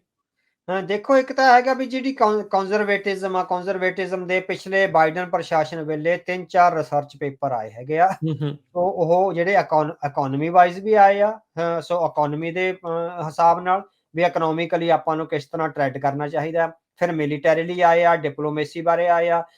ਤੇ 2 ਪੇਪਰ ਆਏ ਹੈਗੇ ਆ ਏਸ਼ੀਅਨ ਸਬ ਕੰਟੀਨੈਂਟ ਬਾਰੇ ਤੇ ਨਾਲੇ ਅਫਰੀਕਨ ਕੰਟੀਨੈਂਟ ਬਾਰੇ, ਹਨਾ? ਸੋ ਹੂੰ, ਉਹਨਾਂ ਹੂੰ, ਬਾਰੇ ਉਹਨਾਂ ਦੇ ਜਿਹੜੀਆਂ ਇਨਸਾਈਡ ਜਿਹੜੀਆਂ ਐਥਨੋ ਨੈਸ਼ਨਲਿਜ਼ਮ ਦੀਆਂ ਵੇਵਸ ਚੱਲ ਰਹੀਆਂ ਨੇ, ਪ੍ਰੋ ਡੈਮੋਕ੍ਰੇਸੀ ਜਾਂ ਐਂਟੀ ਡੈਮੋਕ੍ਰੇਸੀ, ਜਿਸ ਤਰ੍ਹਾਂ ਚੈਡ ਵਿੱਚ ਹੋ ਰਿਹਾ ਹੈ, DRC ਵਿੱਚ ਹੋ ਰਿਹਾ, ਕੀਨੀਆ ਤੇ ਸਾਊਥ ਐਂਡ ਨਾਰਥ ਸੁਡਾਨ ਵਿੱਚ ਜਿਹੜਾ ਕੁਝ ਚੱਲ ਰਿਹਾ ਸੀਗਾ। ਈਵਨ ਰੋਬਰਟ ਮਗਾਬੇ ਦੇ ਜ਼ਿੰਬਾਬਵੇ ਵਿੱਚ ਜੋ ਹੋਇਆ, ਸੋ ਕਾਫੀ ਈਵਨ ਸਾਊਥ ਅਫਰੀਕਾ ਵਿੱਚ ਵੀ ਤੁਸੀਂ ਦੇਖੋ ਵੀ ANC ਤੇ ਕਿੰਨੇ ਕਰਪਸ਼ਨ ਦੇ ਚਾਰजेस ਲੱਗੇ। ਸੋ ਉਹਨਾਂ ਬਾਰੇ ਇਹਨਾਂ ਦੇ ਰਿਸਰਚ ਪੇਪਰ ਆ ਜਿਹੜੇ ਬਕਾਇਦਾ ਪਿਛਲੇ 2 ਸਾਲਾਂ ਦੌਰਾਨ ਆਏ ਸੀਗੇ। ਕਿਉਂਕਿ ਕੰਜ਼ਰਵੇਟਿਵਸ ਥੋੜੀ ਤਿੱਖੀ ਧਾਰ ਆ ਜਿਹੜੀ ਰੱਖਦੇ ਹੈਗੇ ਆਪਣੇ ਦੁਸ਼ਮਣਾਂ ਪ੍ਰਤੀ ਜਾਂ ਆਪਣੇ ਅਲਾਈਜ਼ ਪ੍ਰਤੀ ਵੀ। ਦੁਸ਼ਮਣਾਂ ਪ੍ਰਤੀ ਉਹਨਾਂ ਦੀ ਜਿਹੜੀ ਤਿੱਖੀ ਧਾਰ ਆ ਉਹਨੂੰ ਡੋਨਲਡ ਟਰੰਪ ਨੇ ਜ਼ਿਆਦਾ ਅਪਹੋਲਡ ਆ ਜਿਹੜਾ ਕਰ ਲਿਆ ਹੋਇਆ। ਸਾਨੂੰ ਇਸ ਤਰ੍ਹਾਂ ਜਿਹੜਾ ਇਹ ਲੱਗਦਾ ਹੈਗਾ ਵੀ ਉਹ ਕਿਉਂਕਿ ਜਿਹੜੀ ਆਪਾਂ ਪਹਿਲਾਂ ਗੱਲ ਕਹੀ ਹੈਗੀ ਆ ਵੀ ਡਿਪਲੋਮੈਟਿਕਲੀ ਤੁਹਾਨੂੰ ਬੜੇ ਬ੍ਰਿਕ ਬਾਏ ਬ੍ਰਿਕ ਜਾਂ ਸਟੈਪ ਬਾਏ ਸਟੈਪ ਅੱਗੇ ਦਾ ਵਧਣਾ ਚਾਹੀਦਾ। ਇਹਨਾਂ ਨੇ ਉਹ ਦੌੜ ਲਾ ਲਈ ਹੋਈ ਆ ਵੀ ਛੇਤੀ ਬਹੁਤ ਜਲਦੀ ਰਿਜ਼ਲਟ ਕੱਢ ਲਈਏ। ਜਿੱਦਾਂ ਇਹ ਹੈ ਨਾ ਵੀ ਮੈਂ ਗਾਜ਼ਾ ਦੀ ਜੰਗ ਵੀ ਬੰਦ ਕਰਵਾ ਦਿਆਂਗਾ, ਮੈਂ ਇਹਦੀ ਯੂਕਰੇਨ ਦੀ ਵੀ ਯੂਕਰੇਨ ਕਰਵਾ ਵਾਲੀ ਵੀ। ਦਿਆਂਗਾ। ਹੂੰ, ਸੋ ਜਿਹੜਾ ਇਹ ਉਹਨਾਂ ਦੇ ਸੁਭਾਅ ਦੀ ਪ੍ਰੋਬਲਮ ਆ ਡੋਨਲਡ ਟਰੰਪ ਦੀ, ਹਨਾ? ਹੂੰ, ਵੀ ਹੂੰ, ਰਿਜ਼ਲਟ ਹੂੰ, ਓਰੀਐਂਟਡ ਪੋਲਿਟਿਕਸ ਆ ਜਿਹੜੀ ਉਹ ਕਰਨੀ। ਜਿਸ ਤਰ੍ਹਾਂ ਆਪਣੇ ਹੁਣ ਦੇਖੋ ਇੰਡੀਆ 'ਚ ਚੱਲਦਾ ਵੀ ਕੋਈ ਮਾੜਾ ਮੋਟਾ ਕੋਈ ਗਲਤੀ ਕਰਦਾ ਉਹਦਾ ਘਰ ਢਾਹ ਦਿਓ ਜੀ, ਹਨਾ? ਵੀ ਹਾਂਜੀ, ਹਾਂਜੀ, ਹੂੰ, ਹੂੰ, ਇਹ ਇੱਕ ਤਰ੍ਹਾਂ ਨਾਲ ਵੀ ਬਲਡੋਜ਼ਰ ਜਸਟਿਸ ਜਿਹੜਾ ਚੱਲ ਰਿਹਾ ਹੈਗਾ ਨਾ ਵੀ ਉਹਦੇ ਹੂੰ, ਨਾਲ ਹੂੰ, ਆਪਣੀਆਂ ਭਾਵਨਾਵਾਂ ਜਿਹੜੇ ਲੀਡਰ ਆ ਉਹ ਸ਼ਾਂਤ ਕਰ ਰਹੇ ਹੈਗੇ। ਸੋ ਇਸ ਤਰ੍ਹਾਂ ਦਾ ਹੀ ਸਾਨੂੰ ਲੱਗਦਾ ਵੀ ਇਹ ਸਰਪਟ ਦੌੜ ਰਿਹਾ। ਸਰਪਟ ਦੌੜਨ ਨਾਲ ਆਪਾਂ ਪਹਿਲਾਂ ਵੀ ਕਿਹਾ ਵੀ ਅਲਾਈਜ਼ ਦਾ ਤੇ ਆਪਣਾ ਅਮਰੀਕਨ ਇਕੋਨਮੀ ਦਾ ਵੀ ਨੁਕਸਾਨ ਹੋਊਗਾ। ਜੇ ਅਮਰੀਕਨ ਇਕੋਨਮੀ ਉਹ ਡਿੱਗ ਜਾਂਦੀ ਹੈ ਫਿਰ ਥੋੜਾ ਹੈਗਾ ਵੀ ਬੇਸ਼ੱਕ ਹਲੇ ਵੀ ਜਿਹੜੇ ਸਿਆਣੇ ਇਕੋਨੋਮਿਸਟ ਆ ਉਹ ਕਹਿ ਰਹੇ ਹੈਗੇ ਵੀ ਇੱਕ ਵਾਰੀ ਜਿਹੜੀ ਅਮਰੀਕਨ ਇਕੋਨਮੀ ਆ ਉਦੋਂ ਉਹਨੇ ਡਿੱਗ ਜਾਣ ਨਾਲ ਜਿਹੜੀ ਪਾਉਂਡ ਦੀ ਡੀਵੈਲਿਊਏਸ਼ਨ ਹੋਊਗੀ, ਜਦੋਂ ਪਾਉਂਡ ਦੀ ਡੀਵੈਲਿਊਏਸ਼ਨ ਵਿੱਚ ਜਿਹੜਾ ਵਪਾਰ ਚੱਲੇਗਾ ਉਹਦੇ ਨਾਲ ਜਿਹੜਾ ਡੈਬਟ ਹੈਗਾ ਅਬਾਊਟ $3 ਟ੍ਰਿਲੀਅਨ ਹੈਗਾ ਡੈਫਿਸਿਟ। ਡਾਲਰ ਦੀ ਡੀਵੈਲਿਊਏਸ਼ਨ। ਹਾਂਜੀ, ਹਾਂਜੀ। ਇਹਦੇ ਨਾਲ ਡਾਲਰ। ਹੁਣ ਹੂੰ, ਹੂੰ, ਡਾਲਰ ਘਟ ਰਿਹਾ ਨਾ। ਹੂੰ, ਸੋ ਹੂੰ, ਤੁਸੀਂ ਹੂੰ, ਦੇਖੋ ਚਾਈਨਾ ਇਸ ਪਾਲਿਸੀ ਤੇ ਬਹੁਤ ਦੇਰ ਤੋਂ ਚੱਲ ਰਿਹਾ ਹੈ। ਚਾਈਨਾ ਹੂੰ, ਨੇ ਲਗਾਤਾਰ ਆਪਣੀ ਕਰੰਸੀ ਦੀ ਡੀਵੈਲਿਊਏਸ਼ਨ ਕਰੀ ਹੈ। ਯੂਆਨ ਦੀ। ਹਾਂ, ਯੂਆਨ ਦੀ, ਹਨਾ? ਹੂੰ, ਇੰਡੀਆ ਦੀ ਪਾਲਿਸੀ ਹੋਰ ਹੈ। ਇੰਡੀਆ ਦਾ ਹੁਣ ਜਦੋਂ ਨਾ ਜਿਹੜਾ ਡਾਲਰ ਦੇ ਮੁਕਾਬਲੇ ਘਟਣ ਲੱਗਿਆ, ਹੂੰ, ਤਾਂ ਹੂੰ, ਸਾਡੇ ਕੋਲ ਰਿਪੋਰਟਾਂ ਨੇ ਵੀ ਇੰਡੀਆ ਨੇ ਜਿਹੜਾ ਆਪਣੇ ਕੋਲ $600 ਬਿਲੀਅਨ ਪਿਆ ਨਾ, ਉਹ ਡਾਲਰ ਆਪਣੇ ਕੋਲੋਂ ਮਾਰਕੀਟ ਵਿੱਚ ਵੇਚ ਕੇ ਆਪਣੇ ਰੁਪਈਏ ਦੀ ਕੀਮਤ ਸਥਿਰ ਰੱਖੀ ਹੋਈ ਆ, ਹਾਂਜੀ, ਏਦਾਂ ਹੀ ਆ, ਏਦਾਂ ਹੀ ਹਨਾ? ਆ। ਆਰਬੀਆਈ ਵਾਲੇ ਕਰ ਰਹੇ ਏਦਾਂ। ਵੀ ਹੂੰ, ਸਾਡਾ ਰੁਪਈਆ ਨਾ ਡਿੱਗੇ। ਚਾਈਨਾ ਜਾਣਬੁੱਝ ਕੇ ਰੁਪਈਆ ਡੇਗ ਰਿਹਾ ਹੈ। ਇਹ ਹੂੰ, ਇੰਡੀਆ ਤੇ ਚਾਈਨਾ ਦਾ ਹੀ ਫਰਕ ਹੈ ਜਿਹੜਾ ਯੂਆਨ ਨੂੰ ਡੇਗ ਰਿਹਾ ਹੈ। ਹੂੰ, ਚਾਈਨਾ ਦਾ ਤੇ ਇੰਡੀਆ ਦਾ ਹੀ ਫਰਕ ਆ ਵੀ ਚਾਈਨਾ ਵਿੱਚ ਬਹੁਤ ਵੱਡੀ ਪ੍ਰੋਡਕਸ਼ਨ ਹੋ ਰਹੀ ਆ। ਉਹ ਪ੍ਰੋਡਕਸ਼ਨ ਸਾਰੀ ਐਕਸਪੋਰਟ ਬੇਸਡ ਆ। ਜਦੋਂ ਉਸ ਪ੍ਰੋਡਕਸ਼ਨ ਦਾ ਐਕਸਪੋਰਟ ਹੋਏਗਾ, ਜਿੰਨਾ ਚੀਨ ਦੀ ਕਰੰਸੀ ਥੱਲੇ ਡਿੱਗੀ ਹੋਊਗੀ, ਉਨੇ ਡਾਲਰ ਚੀਨ ਕੋਲ ਵੱਧ ਆਉਣਗੇ, ਹਨਾ, ਕਿਉਂਕਿ ਉਹਨਾਂ ਨੂੰ ਵੱਧ ਡਾਲਰ ਦੇਣੇ ਪੈਣਗੇ, ਹਨਾ। ਸੋ ਇੰਡੀਆ ਕਿਉਂਕਿ ਇੰਪੋਰਟ ਬੇਸਡ ਆ, ਉਹਦਾ ਸਾਰਾ ਇੰਪੋਰਟ ਤੇ ਡਿਪੈਂਡ ਕਰਦਾ। ਇੰਡੀਆ ਨੂੰ ਰੁਪਈਆ ਸਿੱਟ ਕੇ ਫਾਇਦਾ ਨਹੀਂ, ਉਹਨੂੰ ਰੁਪਈਏ ਦੀ ਕੀਮਤ ਸਿਰ ਰੱਖ ਕੇ ਫਾਇਦਾ ਹੈਗਾ। ਹੁਣ ਮੈਨੂੰ ਲੱਗਦਾ ਵੀ ਜਿਹੜੇ ਡੋਨਲਡ ਟਰੰਪ ਆ, ਉਹ ਡੀਵੈਲਿਊਏਸ਼ਨ ਆਫ ਡਾਲਰ ਕਰ ਰਹੇ ਆ, ਤਾਂ ਕਿ ਜਿਹੜਾ ਐਕਸਪੋਰਟ, ਇੱਕ ਤਾਂ ਟੈਰਿਫ ਲਾ ਤੇ ਦੂਜਾ ਡੀਵੈਲਿਊਏਸ਼ਨ ਆਫ ਡਾਲਰ ਹੋਊਗਾ, ਉਹਦੇ ਨਾਲ ਜਿਹੜਾ ਡੈਫਿਸਿਟ ਆ, ਇਟ ਮੀਨਸ ਜਿਹੜੇ ਡਾਲਰ ਇਕੱਠੇ ਕਾਫੀ ਹੋਣਗੇ ਹੁਣ ਉਹਨਾਂ ਕੋਲ ਜਿਹੜਾ ਕਿਉਂਕਿ ਜਿਹੜਾ ਜਿੰਨਾ ਵੀ ਇੰਪੋਰਟ ਹੋਏਗਾ, ਐਕਸਪੋਰਟ ਹੋਏਗਾ, ਉਹਦੇ ਨਾਲ ਵੱਧ ਡਾਲਰ ਉਹਨਾਂ ਕੋਲ ਆਉਣਗੇ, ਕਿਉਂਕਿ ਡੀਵੈਲਿਊਏਸ਼ਨ ਹੋਈ ਆ। ਸੋ ਉਹਨਾਂ ਦੀ ਸਟ੍ਰੈਟਜੀ ਵਿੱਚ ਇਹ ਹੋ ਸਕਦਾ ਹੈ ਵੀ ਆਪਾਂ ਡੀਵੈਲਿਊਏਸ਼ਨ ਕਰਕੇ ਜਿਹੜਾ ਟ੍ਰੇਡ ਡੈਫਿਸਿਟ ਆ ਅਬਾਊਟ 3 ਟ੍ਰਿਲੀਅਨ ਦਾ ਹੈਗਾ, ਉਹਨੂੰ ਕਿਤੇ ਨਾ ਕਿਤੇ ਬੈਲੈਂਸ ਕਰ ਲਈਏ। ਬਾਕੀ ਇਹ ਸਫਲ ਹੁੰਦੇ ਆ ਜਾਂ ਨਹੀਂ ਹੁੰਦੇ, ਇਹ ਤਾਂ ਹਾਲੇ ਫਿਊਚਰ ਹੀ ਦੱਸੇਗਾ ਜੀ। ਚੀਨ ਸੰਬੰਧੀ ਜਿਹੜੀ ਇੱਕ ਰਿਸਰਚ ਰਿਪੋਰਟ ਜਾਰੀ ਹੋਈ ਸੀ, ਇਹ ਟੈਰਿਫ ਉਸੇ ਦਾ ਹੀ ਹਿੱਸਾ ਹੈ? ਹਾਂਜੀ। ਸੋ ਚੀਨ ਸੰਬੰਧੀ ਆਪਾਂ ਦੱਸਿਆ ਵੀ ਪਿਛਲੇ ਸਾਲ ਹੋਈਆਂ ਸੀ, ਜਦੋਂ ਬਾਈਡਨ ਪ੍ਰਸ਼ਾਸਨ ਸੀਗੀਆਂ, ਪਰ ਇਹ ਸਾਰੀਆਂ ਇੱਕ ਤਰ੍ਹਾਂ ਨਾਲ ਕੰਜ਼ਰਵੇਟਿਵ ਰਿਸਰਚ ਗਰੁੱਪ ਆ, ਜਿਹੜੇ ਰਿਪਬਲਿਕਨ ਪਾਰਟੀ ਨਾਲ ਜੁੜੇ ਹੋਏ ਆ। ਸੋ ਉਹਦੇ ਚੋਂ ਕੁਝ ਜਿਹੜੀਆਂ ਪਾਲਿਸੀ ਸੀਗੀਆਂ, ਥੋੜੀਆਂ ਜਿਹੀਆਂ ਬਾਈਡਨ ਪ੍ਰਸ਼ਾਸਨ ਨੇ ਲੈ ਲਈਆਂ ਸੀ, ਪਰ ਹੁਣ ਕਿਉਂਕਿ ਡੋਨਲਡ ਟਰੰਪ ਆ ਗਿਆ, ਸੋ ਉਹ ਜਿਹੜੀ ਰਿਪੋਰਟ ਹੈਗੀ ਆ, ਉਹ ਸੀਗੀ ਇਹ strategy to defend America's interest in a more dangerous world. ਇਹ ਹੈਰੀਟੇਜ ਫਾਊਂਡੇਸ਼ਨ ਆ, ਜਿਹੜੀ ਕੰਜ਼ਰਵੇਟਿਵ ਫਾਊਂਡੇਸ਼ਨ ਆ। ਇਹਦੇ ਜਿਹੜਾ ਇੱਥੇ ਪ੍ਰੋਜੈਕਟ 2025 ਜਿਸ ਦੇ ਆਧਾਰ ਦੇ ਉੱਤੇ ਇਸ ਟਾਈਮ ਸਰਕਾਰ ਚੱਲ ਰਹੀ ਹੈ, ਉਹੀ ਨੇ। ਹਾਂਜੀ। ਸੋ ਅਲੈਗਜ਼ੈਂਡਰ ਵੈਲਸ ਗ੍ਰੀਨ ਤੇ ਰਾਬਰਟ ਪੀਟਰਸ ਆ, ਸੋ ਇਹ ਇਹਦੇ ਆਥਰ ਸੀਗੇ। ਸੋ ਦੀ ਪ੍ਰਾਇਰਟਾਈਜੇਸ਼ਨ ਇੰਪੈਰੇਟਿਵ, ਉਹਦਾ ਮੇਨ ਹੈਡਿੰਗ ਸੀ ਦੀ ਪ੍ਰਾਇਰਟਾਈਜੇਸ਼ਨ ਇੰਪੈਰੇਟਿਵ, ਵੀ ਅਸੀਂ ਅਗਲੀ ਸਰਕਾਰ ਵੇਲੇ ਪ੍ਰਾਇਰਟੀਜ਼ ਕੀ ਲਿਆਉਣੀਆਂ ਹੈਗੀਆਂ। ਸੋ ਉਹਨਾਂ ਪ੍ਰਾਇਰਟੀਜ਼ ਵਿੱਚ ਇਹ ਸਾਰਾ ਕੁਛ ਆ ਜਿਹੜਾ ਲੈ ਕੇ ਆਂਦਾ ਹੈਗਾ। ਇਹ ਰਿਪੋਰਟ ਵਿੱਚ ਲਿਖਿਆ, ਕਹਿੰਦਾ conservatives recognize the need for a strong national defense. This is both a constitutional mandate and a vital part of America's conservative tradition, and it is one we must and will uphold, yet it is equally conservative to do so with clear-eyed clarity about the realities facing us today. So ਕਹਿੰਦੇ ਵੀ clear-eyed clarity ਆ ਜਿਹੜੀ ਸਾਨੂੰ ਇਹਦੇ ਨਾਲ ਚੱਲਣਾ ਪਊਗਾ, ਵੀ ਸਾਡੇ ਸਾਹਮਣੇ ਜਿਹੜੀਆਂ ਚੁਣੌਤੀਆਂ ਨੇ ਉਹ ਬਹੁਤ ਜ਼ਿਆਦਾ ਨੇ, ਸਾਡੀ ਡਿਪਲੋਮੇਸੀ ਦੀਆਂ ਨੇ, ਸਾਡੀ ਇਕੋਨਮੀ ਦੀਆਂ ਨੇ, ਸਾਡੀ ਜਿਹੜੀ ਹੋਮਲੈਂਡ ਨੂੰ ਇੰਟਰਨੈਸ਼ਨਲ ਥ੍ਰੈਟਸ ਆ ਉਹਦੀਆਂ ਨੇ। ਪਰ ਉਹਦੇ ਵਿੱਚੋਂ ਜਿਹੜੀ ਚਾਈਨਾ ਹੈ, ਉਹਨਾਂ ਨੇ ਉਹ ਸਾਰੀ ਮੇਰੇ ਖਿਆਲ 50 ਪੇਜਿਸ ਦੀ ਉਹ ਹੈਗੀ ਆ, ਮੈਂ ਸਾਰੀ ਰਿਪੋਰਟ ਪੜ੍ਹੀ ਹੈਗੀ ਆ ਉਹ। ਸੋ ਜਿਹੜੀ ਇਹ ਪ੍ਰਾਇਰਟਾਈਜੇਸ਼ਨ ਇੰਪੈਰੇਟਿਵ ਹੈਗੀ ਆ, ਸੋ ਉਹਦੇ ਵਿੱਚ 50 ਸਫ਼ਿਆਂ ਦੀ ਰਿਪੋਰਟ ਵਿੱਚ ਉਹਨਾਂ ਨੇ ਚਾਈਨਾ ਨੂੰ ਜਿਹੜਾ ਹੈਗਾ ਵੀ ਆਪਣਾ ਸਾਡਾ ਖਾਸ ਜਿਹੜਾ ਹੈਗਾ ਦੁਸ਼ਮਣ ਹੈਗਾ, ਸੋ ਉਹਦੇ ਦੁਆਲੇ ਪ੍ਰਾਇਰਟਾਈਜੇਸ਼ਨ ਜਿਹੜੀ ਕਰਨੀ ਆ, ਉਹਦੇ ਚ ਤਾਇਵਾਨ ਦੀ ਰਾਖੀ ਕਰਨੀ, ਤੇ ਦੂਸਰਾ ਹੈਗਾ ਵੀ ਤਾਇਵਾਨ ਨੂੰ ਇੱਕ ਤਰ੍ਹਾਂ ਨਾਲ ਭਰੋਸਾ ਦਵਾ ਕੇ ਰੱਖਣਾ, ਸਾਊਥ ਚਾਈਨਾ ਸੀ ਵਿੱਚ ਆਪਣੀ ਜਿਹੜੀ ਪ੍ਰੈਜ਼ੈਂਸ ਆ ਰੱਖਣੀ। ਤੇ ਨਾਲ ਹੀ ਇਹ ਹੈਗਾ ਉਸ ਰਿਪੋਰਟ ਚ ਸੀ ਜਿਹੜੀ ਡੋਨਲਡ ਟਰੰਪ ਅੱਜ ਕਰ ਰਿਹਾ ਨਾ, ਵੀ ਯੂਰਪ ਨਾਲ ਝਗੜਾ ਜਿਹੜਾ ਹੋ ਰਿਹਾ, ਉਸ ਰਿਪੋਰਟ ਵਿੱਚ ਆਇਆ ਸੀਗਾ ਵੀ ਆਪਣੇ ਅਲਾਈਜ਼ ਨੂੰ ਕਹੋ ਵੀ ਜਿੱਥੇ ਬਹੁਤ ਜ਼ਿਆਦਾ ਵੱਡਾ ਖਤਰਾ ਨਹੀਂ ਹੈ, ਛੋਟੇ ਖਤਰਿਆਂ ਨਾਲ ਤੁਸੀਂ ਆਪ ਟਾਕਰਾ ਕਰੋ, ਹਰੇਕ ਮਾਮਲੇ ਵਿੱਚ ਸਾਡੀ ਹਮਾਇਤ ਦੀ ਉਮੀਦ ਨਾ ਰੱਖੋ, ਹਨਾ। ਛੋਟੇ ਹਮਲਿਆਂ ਦਾ ਤੁਸੀਂ ਆਪ ਟਾਕਰਾ ਕਰੋ। ਅਗਲਾ ਸੀਗਾ ਟੈਰਰਿਜ਼ਮ ਬਾਰੇ, ਵੀ ਜਿਹੜਾ ਟੈਰਰਿਜ਼ਮ ਲੋਕਲ ਲੈਵਲ ਤੇ ਰਹਿ ਰਿਹਾ, ਵੀ ਜਿੱਦਾਂ ਜੇ ਅਫਗਾਨਿਸਤਾਨ ਵਿੱਚ ਕੋਈ ਟੈਰਰਿਜ਼ਮ ਆ, ਉਹ ਅਮਰੀਕਾ ਨੂੰ ਹਰਟ ਨਹੀਂ ਕਰਦਾ, ਉਹਦੇ ਬਾਰੇ ਬਹੁਤਾ ਧਿਆਨ ਨਾ ਦਿਓ, ਉਹਨਾਂ ਨੂੰ ਕਹੋ ਵੀ ਤੁਸੀਂ ਆਪ ਦਾ ਟੈਕਲ ਕਰੋ। ਅਫਰੀਕਾ ਵਿੱਚ ਕੋਈ ਟੈਰਰਿਜ਼ਮ ਆ, ਹੋਰ ਥਾਵਾਂ ਤੇ ਕੋਈ ਟੈਰਰਿਜ਼ਮ ਆ, ਜਿਹੜਾ ਬੋਲਡਲੀ ਆ ਕੇ USA ਦੀ ਡੋਮੀਨੇਸ਼ਨ ਜਾਂ USA ਦੀ ਜਿਹੜੀ ਹੋਮਲੈਂਡ ਸਿਕਿਉਰਿਟੀ ਆ, ਉਹਦੇ ਲਈ ਕੋਈ ਥ੍ਰੈਟ ਨਹੀਂ ਬਣਦਾ, ਉਹਦੇ ਵੱਲ ਬਹੁਤੀ ਨਿਗਾਹ ਕਰਨ ਦੀ ਲੋੜ ਨਹੀਂ। ਸੋ ਇਹ ਪ੍ਰਾਇਰਟਾਈਜੇਸ਼ਨ, ਇਹ ਤਰਜੀਹਾਂ ਨੇ ਜਿਹੜੀਆਂ ਉਹਦੇ ਵਿੱਚੋਂ ਆਇਆ। ਸੋ ਇਹ ਜਿਹੜਾ ਚਾਈਨਾ ਦਾ ਥ੍ਰੈਟ ਹੈਗਾ, ਸੋ ਇਹਨਾਂ ਦੇ ਸਾਰੇ ਰਿਸਰਚ ਪੇਪਰਸ ਵਿੱਚ ਆਇਆ, ਜਿਹੜੇ 4-5 ਆਇਆ। ਚਾਈਨਾ ਬਾਰੇ ਇੱਕ ਵੱਖਰਾ ਰਿਸਰਚ ਪੇਪਰ ਆਇਆ ਹੈਗਾ, ਇੱਕ ਤਾਂ ਜਿਹੜੀ ਹੋਲਿਸਟਿਕ ਪ੍ਰਾਇਰਟਾਈਜੇਸ਼ਨ ਆਈ ਆ, ਇੱਕ ਚਾਈਨਾ ਸੈਂਟਰਡ ਜਿਹੜੀ ਪ੍ਰਾਇਰਟਾਈਜੇਸ਼ਨ ਆ ਉਹ ਵੀ ਆਈ ਸੀਗੀ। ਸੋ ਉਸ ਦੇ ਆਧਾਰ ਤੇ ਹੀ ਜਿਹੜੇ ਡੋਨਲਡ ਟਰੰਪ ਆ ਉਹ ਅੱਗੇ ਵਧ ਰਹੇ ਹੈਗੇ। ਅੱਛਾ, ਇੱਥੇ ਹੁਣ ਦੋ ਚੀਜ਼ਾਂ ਜਦੋਂ ਆਪਾਂ ਹੁਣੇ ਜਿਹੜੀਆਂ ਗੱਲਾਂ ਕਰਕੇ ਆਏ ਅਵਤਾਰ ਸਿੰਘ ਜੀ, ਵੀ ਇੱਕ ਜਦੋਂ ਡਾਲਰ ਡੀਵੈਲਿਊ ਹੁੰਦਾ, ਲੋਕਾਂ ਦੇ ਜੇਬਾਂ 'ਚ ਵੀ ਰਾਸ਼ੀ ਘਟ ਜਾਂਦੀ ਆ, ਉਹ ਇੱਕ ਇਕੋਨਮੀ ਦੇ ਉੱਤੇ ਉਸ ਹਿਸਾਬ ਦਾ ਅਸਰ ਪੈਂਦਾ। ਦੂਜੀ ਆਹ ਚੀਜ਼ ਜਿੱਦਾਂ ਹੁਣ ਤਾਈਵਾਨ ਨੂੰ ਲੈ ਕੇ ਆ, ਜਾਂ ਚੀਨ ਦੇ ਨਾਲ ਮੇਨ ਜਿਹੜੀ ਭਿੜਤਾਂ ਉਸ ਨੂੰ ਲੈ ਕੇ ਆ, ਜਦੋਂ ਤਾਈਵਾਨ ਵਾਲੇ ਵੀ ਸੁਣਦੇ ਆ ਵੀ ਯਾਰ ਆਪਣੇ ਇਹਨਾਂ ਨੇ ਦੋਸਤਾਂ ਮਿੱਤਰਾਂ ਦੇ ਨਾਲ ਪਹਿਲੋਂ ਆਹ ਵਾਅਦੇ ਕਰਕੇ ਉਹ ਪਿੱਛੇ ਹਟ ਗਏ, ਕਿਤੇ ਸਾਡੇ ਨਾਲ ਵੀ ਬਾਅਦ ਚ ਇਦਾਂ ਨਾ ਹੋ ਜੇ, ਇੱਕ ਕਨਫਿਊਜ਼ਨ ਦੀ ਭਾਵਨਾ ਵੀ ਪੈਦਾ ਹੁੰਦੀ ਹੈ। ਬਿਲਕੁਲ, ਬਿਲਕੁਲ। ਜਿਹੜੇ ਤਾਇਵਾਨ ਦੇ ਇਸ ਵੇਲੇ ਦੇ ਰਾਸ਼ਟਰਪਤੀ ਹੈਗੇ ਆ ਨਾ, ਹੂੰ। ਉਹਨਾਂ ਦਾ ਲਾਈ ਚਿੰਗ-ਟੀ ਆ, ਉਹਨਾਂ ਦੇ ਜਿਹੜੇ ਨਾ ਇਸ ਵੇਲੇ ਰਾਸ਼ਟਰਪਤੀ ਆ, ਔਰ ਉਹਨਾਂ ਵਿੱਚ ਇਹ ਆ ਗਈ ਹੋਈ ਆ ਭਾਵਨਾ।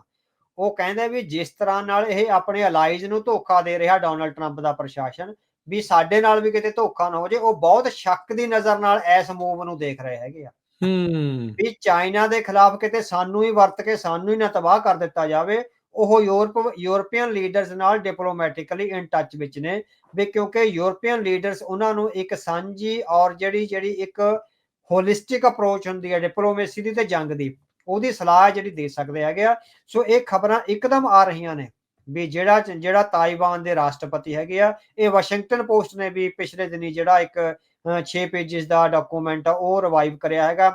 ਉਸ ਰਿਪੋਰਟ ਦੇ ਆਧਾਰ ਤੇ ਪ੍ਰਾਇਰਟਾਈਜ਼ੇਸ਼ਨ ਇੰਪੈਰੇਟਿਵ ਦੇ ਆਧਾਰ ਤੇ ਵਾਸ਼ਿੰਗਟਨ ਪੋਸਟ ਨੇ ਪਿਛਲੇ ਦਿਨੀ ਰਿਪੋਰਟ ਛਾਪੀ ਆ, ਔਰ ਉਹਦੇ ਵਿੱਚ ਉਹਨੇ ਜ਼ਿਕਰ ਕਰਿਆ ਵੀ ਤਾਇਵਾਨ ਸ਼ੱਕ ਦੀ ਨਜ਼ਰ ਨਾਲ ਦੇਖ ਰਿਹਾ, ਜੋ ਯੂਰਪ ਨੂੰ ਇਹਨਾਂ ਨੇ ਛੱਡ ਦਿੱਤਾ ਹੋਇਆ ਇੱਕਦਮ ਯੂਕਰੇਨ ਦੇ ਮਾਮਲੇ ਵਿੱਚ। ਸੋ ਇਹ ਤੁਹਾਡੀ ਗੱਲ ਬਿਲਕੁਲ ਠੀਕ ਹੈ ਕਿ ਵੀ ਸ਼ੱਕ ਉਤਪੰਨ ਹੋਣਗੇ, ਯੂਰਪ 'ਚ ਵੀ ਸ਼ੱਕ ਉਤਪੰਨ ਹੋਣਗੇ, ਆਸਟ੍ਰੇਲੀਆ ਤੇ ਨਿਊਜ਼ੀਲੈਂਡ ਵਿੱਚ ਵੀ, ਤੇ ਉਹਦੇ ਹੋਰ ਅਲਾਈਜ਼ ਵਿੱਚ ਵੀ ਜਿਹੜੇ ਸ਼ੱਕ ਆ ਉਹ ਪੈਦਾ ਹੋਣਗੇ। ਠੀਕ ਹੈ। ਅੱਛਾ, ਹੁਣ ਜੇਕ ਸੁਲਿਵਨ ਦੀ ਗੱਲ ਕੀਤੀ ਆਪਾਂ, ਰੀਸਟਰਕਚਰਿੰਗ ਆਫ USSR, ਰਸ਼ੀਆ ਤੇ ਫਿਰ ਚਾਈਨਾ, ਸਾਊਥ ਏਸ਼ੀਆ ਦੀ ਉਦੋਂ ਚਰਚਾ ਚੱਲਦੀ ਸੀ। ਹੁਣ ਦੇ ਜਿਹੜੇ ਮੌਜੂਦਾ ਡਿਫੈਂਸ ਸਕੱਤਰ ਨੇ ਪੀਟ ਹੈਗਸੈਥ, ਉਹਨਾਂ ਨੇ ਵੀ ਚੀਨ ਨੂੰ ਆਪਣਾ ਸਭ ਤੋਂ ਵੱਡਾ ਦੁਸ਼ਮਣ ਐਲਾਨ ਦਿੱਤਾ ਆ। ਉਹ ਇਸ ਬਾਰੇ ਕਿਹੜੀ ਨੀਤੀ ਅਪਣਾਈ ਜਾ ਰਹੀ ਹੈ? ਹਾਂਜੀ, ਹਾਂਜੀ। ਸੋ ਉਹਨਾਂ ਦੀ ਜਿਹੜੀ ਪੀਟ ਹੈਗਸ ਦੀ ਨੀਤੀ ਹੈਗੀ ਹੈ ਡਿਫੈਂਸ ਸੈਕਟਰੀ ਦੀ, ਉਹਨਾਂ ਨੇ ਬਿਲਕੁਲ ਕਿਹਾ China is a greatest bigger threat to us, ਹਨਾ। ਸੋ ਸਭ ਤੋਂ ਵੱਡੀ ਥ੍ਰੈਟ ਹੈਗੀ ਆ। ਉਹਨਾਂ ਨੇ ਹੁਣ ਪ੍ਰਾਇਰਟੀ ਦੀਆਂ ਜਿਹੜੀਆਂ, ਕਿਉਂਕਿ ਡਿਫੈਂਸ ਸੈਕਟਰੀ ਆ, ਉਹਨਾਂ ਨੇ ਜਿਹੜੀਆਂ ਪ੍ਰਾਇਰਟੀ ਦੀਆਂ ਲੀਹਾਂ ਅਪਣਾਈਆਂ ਨੇ, ਉਹਦੇ 'ਚ ਹੈਗਾ ਇਨਵੇਜ਼ਨ ਕਰੋ, ਪ੍ਰਾਇਰਟੀ ਤਾਂ ਕਿ ਖਤਰਾ ਟਾਲਿਆ ਜਾ ਸਕੇ। ਸੋ ਇਨਵੇਜ਼ਨ ਉਦੋਂ ਹੋਣਾ ਵੀ ਹਮਲਾ ਇੱਕਦਮ ਕਰੋ, ਹਨਾ। ਤੁਸੀਂ ਹਮਲਾਵਰ ਹੋ ਕੇ ਹੀ ਆਪਣੀ ਡਿਫੈਂਸ ਕਰ ਸਕਦੇ ਆ। ਇਹ ਉਹਨਾਂ ਦਾ ਨਵਾਂ ਆ ਰਿਹਾ। ਜਿਹੜੀ ਹੁਣ ਤੱਕ ਬਾਈਡਨ ਪ੍ਰਸ਼ਾਸਨ ਆ, ਉਹ ਤੋਂ ਪਹਿਲਾਂ ਦੇ ਪ੍ਰਸ਼ਾਸਨ ਸੀ, ਉਹ ਹਮਲੇ ਤੋਂ ਟਲ ਰਹੇ ਸੀਗੇ ਵੀ ਆਪਾਂ ਡਿਪਲੋਮੈਟਿਕ ਐਫਰਟਸ ਨਾਲ ਜਿਹੜੀ ਚਾਈਨਾ ਦੀ ਥ੍ਰੈਟ ਨੂੰ ਆ ਉਹ ਕੰਟੇਨ ਕਰ ਸਕਦੇ ਆ। ਦੂਸਰਾ ਹੈਗਾ ਵੀ ਜਿਹੜੇ ਅਲਾਈਜ਼ ਆ, ਉਹਨਾਂ ਨੂੰ ਸਪਸ਼ਟ ਰੂਪ ਵਿੱਚ ਕਹੋ ਵੀ ਤੁਸੀਂ ਡਿਫੈਂਸ ਤੇ ਜਿਹੜਾ ਹੈਗਾ ਆਪਣਾ ਖਰਚਾ ਵਧਾਓ, ਤੁਸੀਂ ਆਪਣੇ ਪੈਰਾਂ ਤੇ ਵੀ ਖੜੇ ਹੋਣ ਦੀ ਜਿਹੜੀ ਕੋਸ਼ਿਸ਼ ਕਰੋ, ਹਨਾ। ਸੋ ਅਗਲਾ ਜਿਹੜੀ ਆਪਾਂ ਗੱਲ ਕਰ ਚੁੱਕੇ ਹਾਂ ਵੀ ਜਿਹੜੇ ਟੈਰਰਿਸਟ ਗਲੋਬਲੀ ਹਮਲਾ ਕਰਨ ਦੀ ਸਥਿਤੀ ਵਿੱਚ ਨਹੀਂ ਹਨ ਗਰੁੱਪ, ਉਹਨਾਂ ਵੱਲ ਬਹੁਤਾ ਧਿਆਨ ਦੇਣ ਦੀ ਲੋੜ ਨਹੀਂ ਹੈਗੀ। ਉਹ ਜਿਹੜਾ ਲੋਕਲ ਲੈਵਲ ਤੇ ਉਹਨਾਂ ਦੀਆਂ ਸਰਕਾਰਾਂ ਨੂੰ ਇਹ ਕਹੋ। ਤੇ ਅਗਲਾ ਹੈਗਾ ਵੀ saving US homeland. So US homeland and economy ਨੂੰ ਸੇਵ ਕਰਨ ਦੀ ਜਿਹੜੀ ਪ੍ਰਾਇੋਰਟੀ ਹੈਗੀ ਆ, ਉਹ ਚੱਲਿਆ ਜਾਵੇ। ਹੁਣ ਇਹਦਾ ਬਾਈਡਨ ਪ੍ਰਸ਼ਾਸਨ ਨਾਲੋਂ ਕੀ ਫਰਕ ਹੈ? ਬਾਈਡਨ ਪ੍ਰਸ਼ਾਸਨ ਦੀਆਂ ਪ੍ਰਾਇੋਰਟੀਜ਼ ਸੀਗੀਆਂ ਮਿਊਚੁਅਲੀ ਬੈਨੀਫੀਸ਼ੀਅਲ ਅਲਾਈਐਂਸਸ ਐਂਡ ਅਲਾਈਜ਼, ਹਨਾ। ਵੀ ਜਿਹੜੇ ਸਾਨੂੰ ਦੋਹਾਂ ਧਿਰਾਂ ਨੂੰ ਮਿਊਚੁਅਲੀ ਬੈਨੀਫੀਸ਼ੀਅਲ ਅਲਾਈਜ਼ ਆ ਤੇ ਅਲਾਈਐਂਸਸ ਹੈਗੇ ਆ, ਉਹ ਕ੍ਰੀਏਟ ਕਰਕੇ ਚੱਲਣਾ ਚਾਹੀਦਾ ਹੈ। ਪਰ ਡੋਨਲਡ ਟਰੰਪ ਦਾ ਜਿਹੜਾ ਪ੍ਰਸ਼ਾਸਨ ਆ, ਸਾਰੇ ਅਲਾਈਐਂਸਸ ਨੂੰ ਤੋੜ ਰਿਹਾ ਹੈਗਾ, ਅਲਾਈਜ਼ ਨੂੰ ਵੀ ਤੋੜ ਰਿਹਾ ਤੇ ਅਲਾਈਐਂਸਸ ਨੂੰ ਵੀ ਤੋੜ ਰਿਹਾ।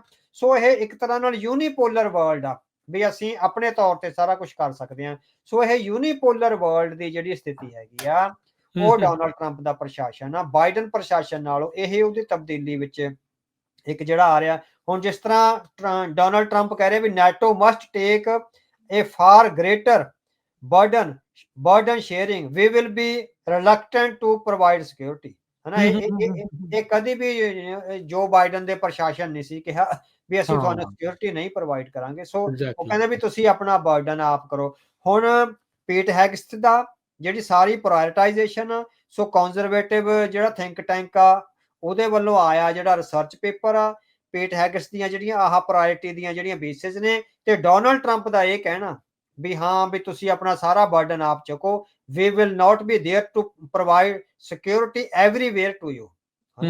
ਇਹ ਬਾਈਡਨ ਨੇ ਨਹੀਂ ਸੀ ਕਿਹਾ, ਇਹ ਪਿਛਲੇ ਜੇਕ ਸੁਲੀਵਾਨ ਜਾਂ CIA ਦੀ ਉਸ ਪ੍ਰਾਇੋਰਟੀ ਚੋਂ ਨਹੀਂ ਸੀ ਆਇਆ। ਸੋ ਇਹ ਪਾਲਿਸੀ ਸ਼ਿਫਟ ਆ, ਇਹ ਪਾਲਿਸੀ ਸ਼ਿਫਟ ਨਾਲੋਂ ਵੀ ਪੈਰਾਡਾਈਮ ਸ਼ਿਫਟ ਆ। ਇਕਨੋਮਿਕਲੀ ਵੀ ਆਪਾਂ ਗੱਲ ਕਰਕੇ ਆਏ ਆ। ਸੋ ਇਕਨੋਮਿਕਲੀ ਪੈਰਾਡਾਈਮ ਸ਼ਿਫਟ ਆ। ਇਹ ਪਹਿਲੀ ਵਾਰ ਦੇਖਿਆ, ਮਤਲਬ ਕਿ ਸਾਡੀ ਸੋਝੀ ਵਿੱਚ ਤਾਂ ਇਸ ਤਰ੍ਹਾਂ ਨਹੀਂ ਹੋਇਆ।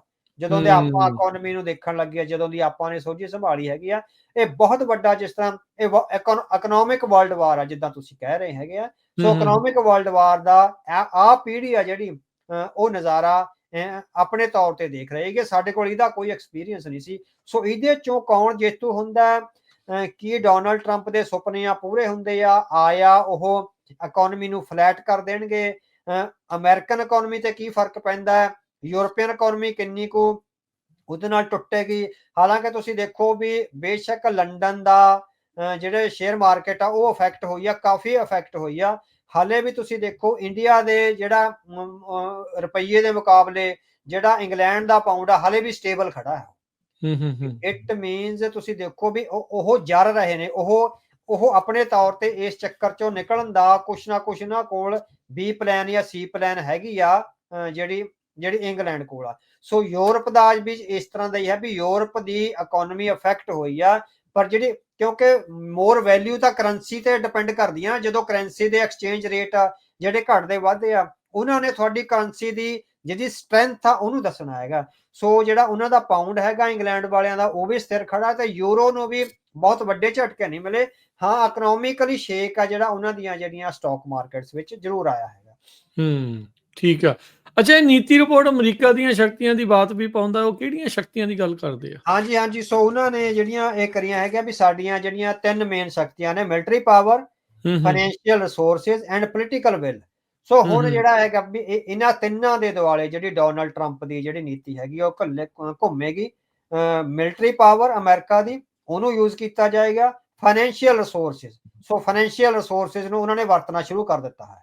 ਆਪਾਂ ਦੇਖ ਰਹੇ ਹੈਗੇ ਵੀ ਜਿਹੜਾ ਇਹ ਕ੍ਰੈਸ਼ ਆਇਆ ਹੈਗਾ ਵਰਲਡ ਵਾਈਡ ਔਰ ਅਮਰੀਕਾ ਦੀ ਇਕਨੋਮੀ 'ਚ, ਉਹ ਫਾਈਨੈਂਸ਼ੀਅਲ ਰਿਸੋਰਸਿਸ ਨੂੰ ਜਿਹੜਾ ਮਿਲਟਰੀ ਪਾਵਰ ਦਾ ਉਹਨਾਂ ਨੇ ਪਹਿਲਾਂ ਜਿਹੜਾ ਰਸ਼ੀਆ ਨਾਲ ਸਾਰੀ ਉੱਥੇ ਜਾਰਡਨ ਵਿੱਚ ਗੱਲ ਚੱਲੀ ਆ ਜਾਂ ਸਾਊਦੀ ਅਰੇਬੀਆ 'ਚ, ਸੌਰੀ ਹੈ ਨਾ, ਸਾਊਦੀ ਅਰੇਬੀਆ 'ਚ ਗੱਲ ਚੱਲੀ ਹੈ ਜਿਹੜੀ, ਉਹ ਇੱਕ ਤਰ੍ਹਾਂ ਨਾਲ ਮਿਲੀਟੈਰੀਲੀ ਜਿਹੜੀ ਉਹਨਾਂ ਦੀ ਪਾਵਰ ਹੈਗੀ ਹੈ ਉਹ ਉਹਨਾਂ ਦੇ ਜਿਹੜੇ ਹੈਗੇ ਵੀ ਥੋੜੇ ਕ੍ਰਿਸ਼ਮੇ ਦਿਖਾਉਣੇ ਸ਼ੁਰੂ ਕਰੇ। ਪਰ ਵੱਡਾ ਕ੍ਰਿਸ਼ਮਾ ਜਿਹੜਾ ਉਹਨਾਂ ਨੇ ਫਾਈਨੈਂਸ਼ੀਅਲ ਰਿਸੋਰਸਿਸ ਦਾ ਦਿਖਾਇਆ। ਫਾਈਨੈਂਸ਼ੀਅਲ ਰਿਸੋਰਸਿਸ ਨੂੰ ਕ੍ਰੈਸ਼ ਕਰਨਾ, ਇਸ ਕ੍ਰੈਸ਼ ਚੋਂ ਨਵੀਂ ਪੋਲੀਟੀਕਲ ਵਿਲ ਕੱਢਣੀ ਔਰ ਇਸ ਨਵੀਂ ਪੋਲੀਟੀਕਲ ਵਿਲ ਚੋਂ ਨਵੀਂ ਲੀਡਰਸ਼ਿਪ ਕੱਢਣੀ ਜਿਹੜੀ ਲੌਂਗ ਟਰਮ ਲਈ ਇਸ ਰਾਈਟ ਵਿੰਗ ਦੀ ਅਮਰੀਕਨ ਪਾਲਿਸੀ ਨੂੰ ਅੱਗੇ ਵਧਾ ਸਕੇ, ਚਾਹੇ JD ਵੈਂਸ ਆ, ਚਾਹੇ ਨਾਲ ਉਹਨਾਂ ਦੇ ਐਲਨ ਮਸਕ ਤੇ ਹੋਰ ਜਿਹੜੇ ਜੁੜੇ ਹੋਏ ਨੇ। ਸੋ ਇੱਕ ਪੂਰਾ ਓਲੀਗਾਰਕਸ ਦਾ ਜਿਹੜਾ ਅਲੀਟ, ਪੋਲੀਟੀਕਲ ਅਲੀਟ ਖੜਾ ਕਰਨਾ। ਸੋ ਇਹ ਸੁਪਨਾ ਮੈਨੂੰ ਲੱਗਦਾ ਵੀ ਕੱਲਾ ਇਹ ਇਕਨੋਮਿਕ ਕ੍ਰੈਸ਼ ਤੇ ਜਾ ਕੇ ਨਹੀਂ ਖੜਾ ਹੋਣਾ, ਇਹਨੇ ਪੋਲੀਟੀਕਲੀ ਇੱਕ ਨਵੀਂ ਜਨਰੇਸ਼ਨ ਖੜੀ ਕਰਨੀ ਆ ਅਮਰੀਕਾ ਲਈ, ਜਿਹੜੀ ਇਸ ਰਾਈਟ ਵਿੰਗ ਦੀ ਪਾਲਿਸੀ ਨੂੰ ਅੱਗੇ ਵਧਾਉਂਦੀ ਹੋਈ, ਹੋ ਸਕਦਾ 10, 15, 20 ਸਾਲਾਂ ਤੱਕ। ਇਹ ਕਦੋਂ ਤੱਕ ਸਰਵਾਈਵ ਕਰਦੇ ਆਇਆ 4 ਸਾਲਾਂ ਬਾਅਦ ਹੀ ਇਹਨਾਂ ਨੂੰ ਹਾਰ ਮਿਲ ਜਾਂਦੀ ਆ ਤੇ ਇਹਦੇ ਤੇ ਸਟਾਪ ਲੱਗ ਸਕਦਾ, ਕਿ ਉਹ ਕੋਸ਼ਿਸ਼ ਇਹ ਕਰ ਰਹੇ ਹੈਗੇ। ਸੋ ਕੋਸ਼ਿਸ਼ ਉਹ ਇਹ ਕਰ ਰਹੇ ਹੈਗੇ ਆ। ਇਸੇ ਤਰ੍ਹਾਂ ਹੁਣ ਜਿਹੜੀਆਂ ਯੂਨੀਵਰਸਿਟੀਆਂ ਤੇ ਪਾਬੰਦੀਆਂ ਲੱਗੀਆਂ ਨੇ, ਬਹੁਤ ਸਾਰੀਆਂ ਕੰਪਨੀਆਂ ਤੇ ਪਾਬੰਦੀਆਂ ਲੱਗੀਆਂ ਨੇ, ਉਹਨਾਂ ਤੇ ਵੀ ਇਹ ਆ ਰਿਹਾ ਹੈਗਾ ਵੀ ਯੂਨੀਵਰਸਿਟੀਆਂ ਡੋਨਲਡ ਟਰੰਪ ਕੋਲ ਜਾਣਗੀਆਂ। ਉਹ ਇਹ ਸੰਦੇਸ਼ ਦੇ ਰਹੇ ਆ ਵੀ ਯੂਨੀਵਰਸਿਟੀ ਐਡਮਿਨਿਸਟ੍ਰੇਸ਼ਨ ਸਾਡੇ ਕੋਲ ਆਓ, ਕੋਈ ਡੀਲ ਕਰੋ। ਡੀਲ ਇਹ ਹੋਊਗੀ ਵੀ ਜਿਹੜੇ ਸਾਡੇ ਖਿਲਾਫ ਪ੍ਰੋਟੈਸਟ ਕਰਨ ਵਾਲੇ ਆ ਜਾਂ ਸਾਡੇ ਖਿਲਾਫ ਰਿਸਰਚ ਚੱਲ ਰਹੀ ਹੈਗੀ ਆ ਜਾਂ ਸਾਨੂੰ ਪੋਲੀਟੀਕਲੀ ਟਾਰਗੇਟ ਕਰਨ ਦੀ ਜਿਹੜੇ ਰਿਸਰਚ ਪ੍ਰੋਜੈਕਟਸ ਨੇ ਉਹ ਖਤਮ ਕੀਤੇ ਜਾਣ ਜਾਂ ਉਹ ਬਿਹਾਈਂਡ ਦੀ ਸੀਨ ਕੀਤੇ ਜਾਣ।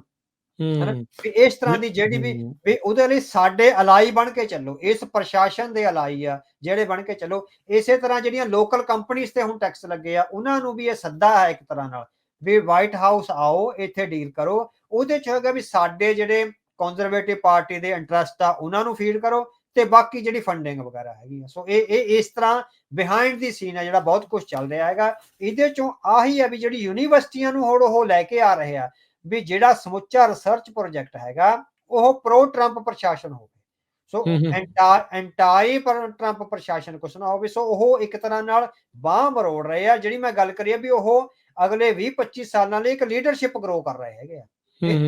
JD ਵੈਂਸ ਵਰਗੇ ਜਿਹੜੇ ਲੀਡਰ ਨੇ ਉਹ ਬਹੁਤ ਸਾਰੇ 20-25-30 ਹੋਣ ਤਾਂ ਕਿ ਇੱਕ ਪੂਰੀ ਟੀਮ ਹੋਵੇ ਜਿਹੜੀ ਇਸ ਰਾਈਟ ਵਿੰਗ, ਜਿਹੜਾ ਐਕਸਟ੍ਰੀਮ ਰਾਈਟ ਵਿੰਗ ਦਾ ਏਜੰਡਾ ਹੈਗਾ ਉਹਨੂੰ ਅੱਗੇ ਵਧਾਉਣ ਦਾ ਯਤਨ ਕਰੇ। ਸੋ ਇਹਦੇ ਵਿੱਚੋਂ ਆਹ ਤਿੰਨ ਸ਼ਕਤੀਆਂ ਨੇ, military power, financial resources and political will. Political will ਚੋਂ ਉਹ ਫਾਈਨੈਂਸ਼ੀਅਲ ਰਿਸੋਰਸਿਸ ਨੂੰ ਵਰਤ ਕੇ ਯੂਨੀਵਰਸਿਟੀਆਂ ਨੂੰ ਤੇ ਰਿਸਰਚ ਪ੍ਰੋਜੈਕਟਸ ਨੂੰ ਵਰਤ ਰਹੇ ਨੇ। ਯੂਨੀਵਰਸਿਟੀਆਂ ਦੇ ਰਾਹੀਂ ਉਹ ਆਪਣੀ ਨਵੀਂ political will and political leadership ਜਿਹੜੀ ਕ੍ਰੀਏਟ ਕਰਨ ਦੀ ਕੋਸ਼ਿਸ਼ ਕਰ ਰਹੇ ਹੈਗੇ ਆ। ਬਿਲਕੁਲ, ਫੈਡਰਲ ਫੰਡਸ ਨੂੰ ਰੋਕ ਕੇ ਆਲਰੇਡੀ ਉਹਨਾਂ ਨੇ ਇੱਕ ਹਿਸਾਬ ਦੇ ਨਾਲ ਬਾਹ ਉਹਨਾਂ ਦੀ ਪੂਰੀ ਤਰ੍ਹਾਂ ਮਰੋੜੀ ਆ। ਮਿਲੀਅਨਸ ਆਫ ਡਾਲਰ ਦੇ ਜਿਹੜੀ ਫੰਡਿੰਗ ਆ ਉਹਨਾਂ ਦੀ ਰੋਕਤੀ ਆ। ਹਾਂ, ਸਟੂਡੈਂਟ ਵੀਜ਼ੇ ਜਿਹੜੇ ਆ ਉਹ ਰੱਦ ਕੀਤੇ ਜਾ ਰਹੇ ਆ। ਸਟੂਡੈਂਟਸ ਦੇ ਉਲਟ ਵੀ ਕਾਫੀ ਆਪਾਂ ਨੂੰ ਪਤਾ ਵੀ ਉਹ ਐਕਟਿਵਿਜ਼ਮ ਟੋਟਲੀ ਬੰਦ ਕਰਾਉਣ ਦੇ ਹਾਂਜੀ ਵੱਲ ਹਾਂਜੀ ਨੂੰ ਬਿਲਕੁਲ, ਚਾਹੇ ਜਿੱਦਾਂ ਬਿਲਕੁਲ। ਪ੍ਰੋ ਫਲਸਤੀਨ ਸੀ ਹਨਾ, ਪ੍ਰੋ ਡੈਮੋਕ੍ਰੇਸੀ ਆ ਹਨਾ, ਮਤਲਬ ਕਿ ਉਹ ਐਂਟੀ ਟਰੰਪ ਸਿਸਟਮ ਹੈਗਾ, ਐਂਟੀ ਰਾਈਟ ਵਿੰਗ, ਉਹ ਸਾਰਾ ਖਤਮ ਕਰਾਉਣਾ ਚਾਹੁੰਦੇ ਖਤਮ ਆ। ਕਰਾਉਣਾ ਚਾਹ ਉਹ ਰਹੇ ਜਸਟ ਐਕਟਿਵਿਜ਼ਮ ਨਹੀਂ, ਉਹ ਪ੍ਰੋ ਟਰੰਪ ਰਿਸਰਚ ਪ੍ਰੋਜੈਕਟ ਕਰਨਾ ਚਾਹੁੰਦੇ ਆ ਵੀ ਬਸ ਬਹੁਤ ਬਸ ਬਸ ਵੱਡੀ ਪੱਧਰ ਤੇ ਕਿਤਾਬਾਂ ਆਉਣ, ਰਿਸਰਚ ਪੇਪਰ ਆਉਣ, ਤਾਂ ਕਿ ਇਹ ਲੱਗੇ ਵੀ ਅਸੀਂ ਵੈਲੀਡੇਟ ਕਰ ਰਹੇ ਹੈਗੇ ਟਰੰਪ ਦੀ ਪਾਲਿਸੀ ਨੂੰ। ਐਗਜ਼ੈਕਟਲੀ ਇਹ ਉਸੇ ਪਾਸੇ ਵੱਲ ਨੂੰ ਹੀ ਕਦਮ ਜਿਹੜੇ ਉਹ ਵੱਧ ਰਹੇ ਆ। ਇਵੈਂਚੁਅਲੀ ਇਹਨਾਂ ਦੇ ਜਿਹੜੇ ਨਤੀਜੇ ਆ ਕੁਝ ਕੁ ਸਾਲਾਂ 'ਚ ਆਪਾਂ ਨੂੰ ਦਿਖਣੇ ਹਾਂ, ਜਿਹੜੇ 2-3 ਉਹ ਸਾਲ ਸ਼ੁਰੂ ਲੱਗ ਹੋਣ ਜਾਣਗੇ। ਲੱਗ ਜਾਣਗੇ। ਅੱਛਾ, ਇਸੇ ਨੀਤੀ ਰਿਪੋਰਟ ਦੇ ਵਿੱਚ ਰੀਗਨ, ਨਿਕਸਨ, ਆਈਜ਼ਨਹਾਵਰ ਉਹਨਾਂ ਦੀ ਵੀ ਸ਼ਲਾਘਾ ਕੀਤੀ ਗਈ ਹੈ। ਕੀ ਆਖਿਆ ਗਿਆ ਹੈ ਉਹਨਾਂ ਦੇ ਬਾਰੇ? ਹਾਂਜੀ, ਹਾਂਜੀ, ਕਿਉਂਕਿ ਉਹ ਸਾਰੇ ਇੱਕ ਤਰ੍ਹਾਂ ਨਾਲ ਕੰਜ਼ਰਵੇਟਿਵ ਪਾਲਿਸੀ ਨੂੰ ਅੱਗੇ ਵਧਾਉਣ ਵਾਲੇ ਰੋਨਾਲਡ ਰੀਗਨ, ਰਿਚਰਡ ਨਿਕਸਨ ਅਤੇ ਆਈਜ਼ਨਹਾਵਰ ਹੈਗੇ। ਸੋ ਉਹਨਾਂ ਬਾਰੇ ਜਿਹੜਾ ਵਿਸ਼ੇਸ਼ ਸ਼ਬਦ ਲਿਖੇ ਗਏ ਆ, these leaders also recognize what US forces could and could not realistically be expected to do in confronting those threats and prioritize accordingly। ਵੀ ਜਿਹੜੀ ਇਹਨਾਂ ਤਿੰਨਾਂ ਲੀਡਰਾਂ ਨੇ ਵੀ ਇਹ ਦੱਸਿਆ ਵੀ ਜਿਹੜੀ ਅਮਰੀਕਾ ਦੀ ਫੋਰਸ ਆ ਉਹ ਕੀ ਕੁਝ ਕਰ ਸਕਦੀ ਆ ਤੇ ਕੀ ਕੁਝ ਨਹੀਂ ਕਰ ਸਕਦੀ ਆ। ਇਹ ਕਹਿੰਦੇ ਸਾਰਾ ਕੁਝ ਤਾਂ ਹੋਇਆ ਤਾਂ ਉਹਨਾਂ ਨੇ ਥ੍ਰੈਟ ਪਰਸੈਪਸ਼ਨ ਨੂੰ ਪ੍ਰਾਇੋਰਟਾਈਜ਼ ਕਰਿਆ, ਉਹਨੂੰ ਤਰਜੀਹਾਂ ਕਿਹੜੀ ਚੀਜ਼ ਨੂੰ ਦਿੱਤੀਆਂ। ਉਹ ਜਿਹੜੀ ਨੀਤੀ ਰਿਪੋਰਟ ਦੀ ਆਪਾਂ ਗੱਲ ਕਰਕੇ ਆਏ ਆ ਪਿਛਲੇ ਸਵਾਲ ਦੇ ਜਵਾਬ 'ਚ, ਉਹ ਵੀ ਇਹੀ ਹੈ ਵੀ ਤਰਜੀਹਾਂ ਨਿਰਧਾਰਤ ਕੀਤੀਆਂ ਜਾਣ ਵੀ ਅਸੀਂ ਜੰਗ ਦੇ ਕਿਹੜੇ ਮੈਦਾਨ ਵਿੱਚ ਲੜਨਾ, ਕਿਹੜੇ 'ਚ ਨਹੀਂ ਲੜਨਾ। ਉਹ ਕਹਿੰਦੇ ਵੀ ਰੋਨਾਲਡ ਰੀਗਨ, ਰਿਚਰਡ ਨਿਕਸਨ ਤੇ ਆਈਜ਼ਨਹਾਵਰ ਨੇ ਇਹ ਫੈਸਲਾ ਕਰ ਲਿਆ ਹੋਇਆ ਸੀ ਵੀ ਅਸੀਂ ਲੜਨਾ ਕਿੱਥੇ ਆ ਤੇ ਨਹੀਂ ਲੜਨਾ ਕਿੱਥੇ ਹੈਗਾ ਹਨਾ। ਉਹ ਕੱਲਾ ਜੰਗ ਦੇ ਮੈਦਾਨ 'ਚ ਹੀ ਨਹੀਂ ਲੜੇ, ਉਹ ਆਰਥਿਕਤਾ ਦੇ ਮੈਦਾਨ 'ਚ ਵੀ ਜਿੰਨਾ ਹੋਇਆ ਉਹਨਾਂ ਨੇ ਲੜਿਆ। ਔਰ ਉਹਨਾਂ ਨੇ ਜਿਹੜੀਆਂ ਅਮਰਜਿੰਗ ਥ੍ਰੈਟ ਸੀਗੀਆਂ, ਚਾਹੇ ਉਹ ਕਮਿਊਨਿਜ਼ਮ ਦੀ ਥ੍ਰੈਟ ਸੀ ਜਾਂ ਹੋਰ ਜਿਹੜੀਆਂ ਸੋ ਕਾਲਡ ਜਿੱਦਾਂ ਈਰਾਨ ਦਾ ਸੀ ਉਹਨਾਂ ਟਾਈਮਾਂ 'ਚ ਹਨਾ, ਤੇ ਫਿਰ ਜਿਹੜੀਆਂ ਹੈਗੀਆਂ ਕਿਸੇ ਨਾ ਕਿਸੇ ਢੰਗ ਨਾਲ ਜਦੋਂ ਅਫਗਾਨਿਸਤਾਨ ਦੀ ਥ੍ਰੈਟ ਵੀ ਸੀ, ਉਹ ਸਾਰੀਆਂ ਥ੍ਰੈਟਸ ਨੂੰ ਉਹਨਾਂ ਨੇ ਇੱਕ ਤਰ੍ਹਾਂ ਨਾਲ ਪ੍ਰਾਇੋਰਟਾਈਜ਼ ਕਰਕੇ ਉਹਨਾਂ ਦੀ ਸਿਰੀ ਨੱਪੀ ਹੈਗੀ। ਸੋ ਇਹ ਗੱਲਾਂ ਉਹਨਾਂ ਨੇ ਇਹਨਾਂ ਤਿੰਨਾਂ ਲੀਡਰਾਂ ਦਾ ਕਾਫੀ ਸ਼ਲਾਘਾਯੋਗ ਰੋਲ ਆ, ਉਹਨੂੰ ਵੱਡੀ ਪੱਧਰ ਤੇ ਉਭਾਰਿਆ। ਪਰ ਮੇਨ ਕਰੈਕਸ ਉਹਦਾ ਇਹ ਆ ਵੀ these leaders also recognize what US forces could and could not realistically be expected to do in confronting these threats। ਇਹ ਹੈਗਾ। ਠੀਕ ਹੈ। ਸੋ ਬਿਲਕੁਲ ਇਹ ਵੱਡੇ ਨਾਮ ਨੇ, ਫੋਰਨ ਪਾਲਿਸੀ ਦੇ ਵੱਡੇ ਨਾਂ ਆ, ਰਾਸ਼ਟਰਪਤੀ ਜਿਹੜੇ ਉਹ ਰਹੇ ਆ। ਬਹੁਤ ਸਾਰੇ ਕੰਜ਼ਰਵੇਟਿਵ ਰੀਗਨ ਤੋਂ ਬਾਅਦ ਟਰੰਪ ਨੂੰ ਹੀ ਮੰਨਦੇ ਆ ਵੀ ਇਹੀ ਤਗੜਾ ਇੱਕ ਪ੍ਰੈਜ਼ੀਡੈਂਟ ਆਪਾਂ ਨੂੰ ਹਾਂਜੀ, ਹਾਂਜੀ। ਜਿਹੜਾ ਉਹ ਮਿਲਿਆ ਆ, ਤੇ ਉਸ ਪਾਸੇ ਵੱਲ ਨੂੰ ਜਿਹੜਾ ਉਹ ਆਪਾਂ ਨੂੰ ਲੈ ਕੇ ਜਿਹੜਾ ਉਹ ਜਾ ਰਿਹਾ ਆ। ਅੱਛਾ, ਤੁਸੀਂ ਬਾਰ-ਬਾਰ ਇਸ ਦੇ ਵਿੱਚ ਗੱਲ ਕੀਤੀ ਵੀ ਇਹ ਇਸ ਰਿਪੋਰਟ ਦੇ ਵਿੱਚ ਇਹ ਜ਼ਿਕਰ ਕੀਤਾ ਆ ਵੀ ਜਿਹੜੇ ਅਮਰੀਕਾ ਦੇ ਸਹਿਯੋਗੀ ਮੁਲਕ ਨੇ, ਚਾਹੇ ਉਹ ਯੂਰਪ ਆ, ਆਸਟ੍ਰੇਲੀਆ ਆ, ਕੈਨੇਡਾ ਆ, ਜਾਂ ਹੋਰ ਜਿਹੜੇ ਵੀ ਮੁਲਕ ਨੇ, ਜਿਹੜੇ ਵੀ ਸਹਿਯੋਗੀ ਛੋਟੇ ਮੁਲਕ ਨੇ, ਛੋਟੇ ਹਮਲਿਆਂ ਦਾ ਆਪ ਟਾਕਰਾ ਕਰਨ। ਇਹ ਛੋਟੇ ਹਮਲਿਆਂ ਨੂੰ ਕਿੱਦਾਂ ਡਿਫਾਈਨ ਕੀਤਾ ਜਾ ਰਿਹਾ? ਕਿਹੜੀਆਂ ਚੀਜ਼ਾਂ ਨੂੰ ਇਹ ਛੋਟੇ ਹਮਲੇ ਜਿਹੜਾ ਇਹ ਮੰਨਦੇ ਨੇ? ਹਾਂ, ਹਾਲੇ ਹੁਣ ਇਹਦੇ ਹਿਸਾਬ ਨਾਲ ਤਾਂ ਉਹ ਯੂਕਰੇਨ ਤੇ ਜਿਹੜਾ ਰਸ਼ੀਆ ਦਾ ਹਮਲਾ ਹੋਇਆ ਉਹਨੂੰ ਵੀ ਉਹ ਛੋਟਾ ਹਮਲਾ ਛੋਟਾ ਮੰਨ ਹਮਲਾ ਰਹੇ ਆ ਮੰਨਦੇ, ਵੀ ਹਾਂ। ਇਹ ਬਹੁਤਾ ਵੱਡਾ ਨਹੀਂ ਹੈਗਾ। ਉਹਨਾਂ ਨੂੰ ਲੱਗਦਾ ਵੀ ਆਪਾਂ ਦੂਰ ਬੈਠੇ ਹੈਗੇ ਆ। ਸੋ ਹੁਣ ਉਹ ਇਹ ਦੇਖੋ ਨਾ, ਇਹਦੇ ਚੋਂ ਇਹ ਆਉਂਦਾ ਵੀ ਜਿਹੜੇ ਯੂਰਪ ਦੇ ਇੰਟਰਸਟ ਹੈਗੇ ਆ, ਪੋਲੀਟੀਕਲ ਐਂਡ ਮਿਲੀਟਰੀ ਜਾਂ ਬਿਜ਼ਨਸ ਇੰਟਰਸਟ, ਉਹ ਹੁਣ ਅਮਰੀਕਾ ਦੇ ਇੰਟਰਸਟ ਨਹੀਂ ਰਹਿ ਗਏ।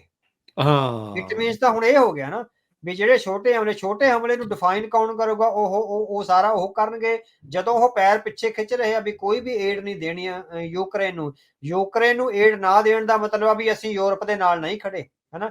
ਇਟ ਮੀਨਸ ਵੀ ਜਿਹੜਾ ਯੂਰਪ ਹੈਗਾ ਉਹਨੂੰ ਜਿਹੜਾ ਕੱਲਾ ਛੱਡਣਾ ਹੈਗਾ, ਉਹ ਇਹ ਸੰਦੇਸ਼ ਦੇ ਰਿਹਾ ਹੈਗਾ ਵੀ ਤੁਹਾਨੂੰ ਆਪਣੇ ਤੌਰ ਤੇ ਜਿਹੜੀ ਹੈਗੀ ਐਡਜਸਟਮੈਂਟ ਕਰਨੀ ਪੈਣੀ ਹੈਗੀ, ਤੁਹਾਨੂੰ ਆਪਣੀ ਸਪੈਂਡਿੰਗ ਕੈਪ ਆ ਜਿਹੜੀ ਵਧਾਉਣੀ ਪੈਣੀ ਹੈਗੀ ਆ। ਸੋ ਛੋਟੇ ਹਮਲੇ ਜਿਹੜੇ ਵੀ ਇਟ ਮੀਨਸ ਜਿਹੜੇ ਅਮਰੀਕਾ ਨੂੰ ਡਾਇਰੈਕਟਲੀ ਹਿੱਟ ਕਰਦੇ, ਚਾਈਨਾ ਅਮਰੀਕਾ ਨੂੰ ਡਾਇਰੈਕਟਲੀ ਹਿੱਟ ਕਰਦਾ। ਸੋ ਹੁਣ ਤੁਸੀਂ ਦੇਖੋ ਵੀ ਚਾਈਨਾ ਅਮਰੀਕਾ ਲਈ ਵੱਡੀ ਥ੍ਰੈਟ ਆ, ਯੂਰਪ ਤੇ ਆਸਟ੍ਰੇਲੀਆ ਵਗੈਰਾ ਲਈ ਨਹੀਂ ਹੈਗਾ ਹਨਾ। ਉਹ ਜਿਹੜੇ ਬਾਕੀ ਯੂਰਪ ਐਂਡ ਬਾਕੀ ਵੈਸਟਰਨ ਕੰਟਰੀਜ਼ ਆ, ਉਹ ਇਸੇ ਕਰਕੇ ਅਮਰੀਕਾ ਦੀ ਹਮਾਇਤ ਕਰ ਰਹੇ ਆ ਵੀ ਉਹ ਅਲਾਈ ਨੇ, ਪਰ ਉਹਨਾਂ ਲਈ ਆਪਣੀ ਵੱਖਰੇ ਥ੍ਰੈਟ ਨੇ, ਕਿਉਂਕਿ ਇਹਨਾਂ ਵਿੱਚ ਜਿੰਨੀ ਜ਼ਿਆਦਾ ਐਕਸਪੋਰਟ ਹੋ ਰਿਹਾ, ਜਿੰਨੀਆਂ ਵੱਡੀਆਂ ਕੰਪਨੀਆਂ ਦੇ ਐਕਸਪੋਰਟ ਆ ਰਹੇ, ਉਹ ਸਾਰੇ ਚਾਈਨਾ ਤੋਂ ਆ ਰਹੇ ਹੈਗੇ ਹਨਾ। ਸੋ ਉਹ ਚਾਈਨਾ ਨੂੰ ਇਸ ਤਰ੍ਹਾਂ ਇੱਕ ਦੁਸ਼ਮਣ ਦੇ ਤੌਰ ਤੇ ਨਹੀਂ, ਇੱਕ ਰਾਈਵਲ ਹੁੰਦਾ ਵੀ ਕੰਪੀਟੀਟਰ ਆ ਬਿਜ਼ਨਸ ਵਿੱਚ ਹਨਾ। ਇੱਕ ਰਾਈਵਲ ਹੁੰਦਾ, ਇੱਕ ਦੁਸ਼ਮਣ ਹੁੰਦਾ। ਸੋ ਅਮਰੀਕਾ ਨੇ ਉਹਨੂੰ ਦੁਸ਼ਮਣ ਮੰਨ ਲਿਆ ਹੋਇਆ, ਯੂਰਪੀਅਨ ਕੰਟਰੀਜ਼ ਉਹਨੂੰ ਬਿਜ਼ਨਸ ਰਾਈਵਲ ਮੰਨ ਰਹੀਆਂ ਨੇ ਹਨਾ। ਰਾਈਵਲ ਵਿਰੋਧੀ ਹੁੰਦਾ, ਜਿਹੜਾ ਦੁਸ਼ਮਣ ਹੁੰਦਾ, ਦੁਸ਼ਮਣ ਨਾਲ ਫਿਰ ਸਿੱਧੀ ਜੰਗ ਹੁੰਦੀ ਆ, ਰਾਈਵਲ ਨਾਲ ਕੰਪੀਟੀਸ਼ਨ ਹੁੰਦਾ। ਸੋ ਯੂਰਪ ਲਈ ਉਹ ਰਾਈਵਲ ਆ, ਇੱਕ ਤਰ੍ਹਾਂ ਨਾਲ ਬਿਜ਼ਨਸ ਦਾ ਉਹ ਹੈਗਾ। ਉਹਦੇ 'ਚ ਆ ਵੀ ਯੂਰਪ ਨੂੰ ਇਹ ਕਹਿ ਰਿਹਾ ਵੀ ਤੁਸੀਂ ਆਪਣੇ ਤੌਰ ਤੇ ਆਪਣੀ ਪ੍ਰੋਡਕਸ਼ਨ ਦੀਆਂ ਸੋਰਸਿਸ ਲਿਆਈਏ, ਪਰ ਹੁਣ ਕਿਉਂਕਿ ਜਿਹੜੀ ਕਾਸਟ ਆਫ ਪ੍ਰੋਡਕਸ਼ਨ ਉਹ ਬਹੁਤ ਹੋ ਰਹੀ ਆ ਯੂਰਪ 'ਚ, ਯੂਰਪ ਰਿਲਾਈ ਕਰ ਰਿਹਾ। ਹਾਂ, ਜੇ ਚਾਈਨਾ ਤੇ ਨਹੀਂ ਕਰਨਗੇ ਉਹ ਹੋਰ ਮੰਡੀਆਂ ਲੱਭਣਗੇ, ਬੰਗਲਾਦੇਸ਼ ਚਲੇ ਜਾਣਗੇ, ਕਿਤੇ ਹਾਂ ਹਾਂ ਪਾਕਿਸਤਾਨ 'ਚ ਚਲੇ ਵਿਏਤਨਾਮ ਜਾਣਗੇ। ਚਲ ਜਾਣਗੇ, ਹਾਂ, ਕੋਰੀਆ ਚਲ ਵੀਅਤਨਾਮ ਜਾਣਗੇ। ਹਨਾ, ਬੰਗਲਾਦੇਸ਼ ਪਹਿਲਾਂ ਹੀ ਹੈਗਾ, ਈਵਨ ਇੰਡੀਆ 'ਚ ਇੰਡੀਆ ਦੀ ਹੁਣ ਇਹ ਪ੍ਰੋਬਲਮ ਹੈ। ਇੰਡੀਆ ਦੀ ਇਕਨੋਮੀ ਇਸੇ ਕਰਕੇ ਹੈਗਾ ਵੀ ਇੰਡੀਆ ਸੁਪਨਿਆਂ ਦੀ ਇਕਨੋਮੀ ਵਿੱਚ ਰਹਿੰਦਾ ਰਿਹਾ।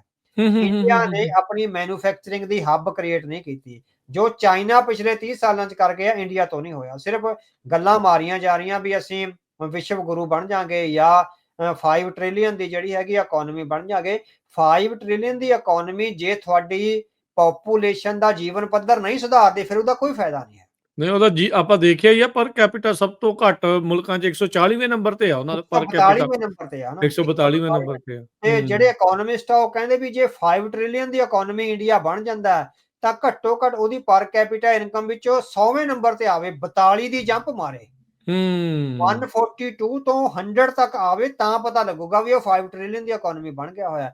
ਸੋ ਇੰਡੀਆ ਦੀ ਪ੍ਰੋਬਲਮ ਇਹ ਹੈਗਾ ਵੀ ਇੰਡੀਆ ਵਿੱਚ ਇਨੋਵੇਸ਼ਨ ਬੇਸਡ, ਰਿਸਰਚ ਬੇਸਡ, ਜਿਹੜੀ ਇੱਕ ਤਰ੍ਹਾਂ ਵੀ ਨਵੀਂ ਕੋਈ ਚੀਜ਼ ਘੜਨੀ, ਉਸ ਬੇਸਡ ਦੀ ਕੋਈ ਵੀ ਇੰਡਸਟਰੀ ਨਹੀਂ ਹੈਗੀ।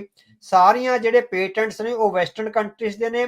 ਵੈਸਟਰਨ ਕੰਟਰੀਜ਼ ਦੇ ਪੇਟੈਂਟਸ ਨੂੰ ਕਿਸੇ ਨਾ ਕਿਸੇ ਤਰ੍ਹਾਂ ਖਰੀਦ ਕੇ ਜਾਂ ਉਹਨਾਂ ਤੋਂ ਕਿਰਾਏ ਤੇ ਲੈ ਕੇ ਜਿਹੜਾ ਹੈਗਾ ਵੀ ਉਹ ਜਿਹੜੀ ਮੈਨੂਫੈਕਚਰਿੰਗ ਕਰ ਰਹੇ ਹੈਗੇ, ਉਹਨਾਂ ਵਿੱਚ ਆਪਣੀ ਇਨੋਵੇਸ਼ਨ ਨਹੀਂ।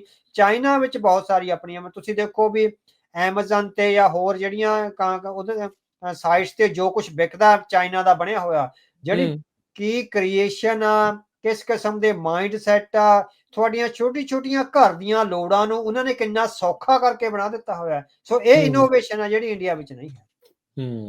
ਆਪਾਂ ਵੈਸਟਰਨ ਕੰਟਰੀਜ਼ ਵਿੱਚ ਆਪਾਂ ਦੇਖਿਆ ਵੀ ਉਹਨਾਂ ਨੇ ਜੀਵਨ ਨੂੰ ਸੁਧਾਰਨ ਲਈ ਰੋਜ਼ਮਰਾ ਦੀਆਂ ਜ਼ਿੰਦਗੀ ਵਿੱਚ ਆਉਣ ਵਾਲੀਆਂ ਛੋਟੀਆਂ ਚੀਜ਼ਾਂ ਨੇ ਜਿਹੜੀਆਂ ਇੰਨੀਆਂ ਜ਼ਿਆਦਾ ਚਾਈਨਾ ਚੋਂ ਬਣ ਕੇ ਆ ਰਹੀਆਂ, ਔਰ ਉਹਨਾਂ ਦੇ ਬਹੁਤ ਸਾਰਿਆਂ ਦੇ ਪੇਟੈਂਟ ਆ ਜਿਹੜੇ ਚਾਈਨਾ ਕੋਲ ਹੀ ਹੈਗੇ ਆ।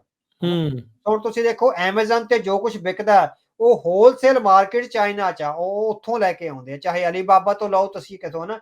ਸੋ ਜਿਹੜੇ ਐਮਾਜ਼ਨ ਤੇ ਬੰਦੇ ਵੇਚਦੇ ਹੈਗੇ ਆ ਉਹ ਬਾਏ ਚਾਈਨਾ ਤੋਂ ਅਲੀਬਾਬਾ ਤੋਂ ਕਰਦੇ ਹੈਗੇ। ਬਿਲਕੁਲ, ਬਣ ਉੱਥੇ ਰਿਹਾ ਹੈ, ਬਣ ਉੱਥੇ ਰਿਹਾ ਹੈਗਾ। ਸੋ ਉਹਨਾਂ ਦੇ ਆਈਡੀਆਜ਼ ਨੇ, ਔਰ ਇੰਨੀ ਵਾਸਟ ਅਲੀਬਾਬਾ ਦੀ ਤੁਸੀਂ ਵੈਬਸਾਈਟ ਦੇਖੋ, ਕਿੰਨੇ ਪ੍ਰੋਡਕਟ ਨੇ ਜਿਹੜੇ ਮੇਡ ਇਨ ਚਾਈਨਾ ਨੇ, ਉਹਦਾ ਪੇਟੈਂਟ ਵੀ ਚਾਈਨਾ ਕੋਲ ਹੈਗਾ। ਸੋ ਇਸ ਤਰ੍ਹਾਂ ਇੰਡੀਆ ਉਹ ਨਹੀਂ ਕਰ ਸਕਿਆ। ਇੰਡੀਆ ਨੂੰ ਜਸਟ ਇੰਡੀਆ ਦਾ ਬਿਜ਼ਨਸਮੈਨ ਇਹ ਸੀ ਵੀ ਸਰਕਾਰਾਂ ਨਾਲ ਮਿਲ ਕੇ, ਜਿੱਦਾਂ ਅੰਬਾਨੀ ਤੇ ਅਡਾਨੀ ਕਰਦੇ ਆ, ਵੀ ਧੰਦਾ ਕਰੋ, ਜਿੱਥੋਂ ਸਸਤਾ ਮਿਲਦਾ ਉੱਥੋਂ ਚੱਕੋ, ਉਹਨੂੰ ਮਹਿੰਗੇ ਪ੍ਰਾਈਸ ਤੇ ਆਮ ਲੋਕਾਂ ਨੂੰ ਵੇਚਦੇ ਆ ਕੇ। ਸੋ ਉਹ ਧੰਦਾ ਕਰਦੇ ਆ।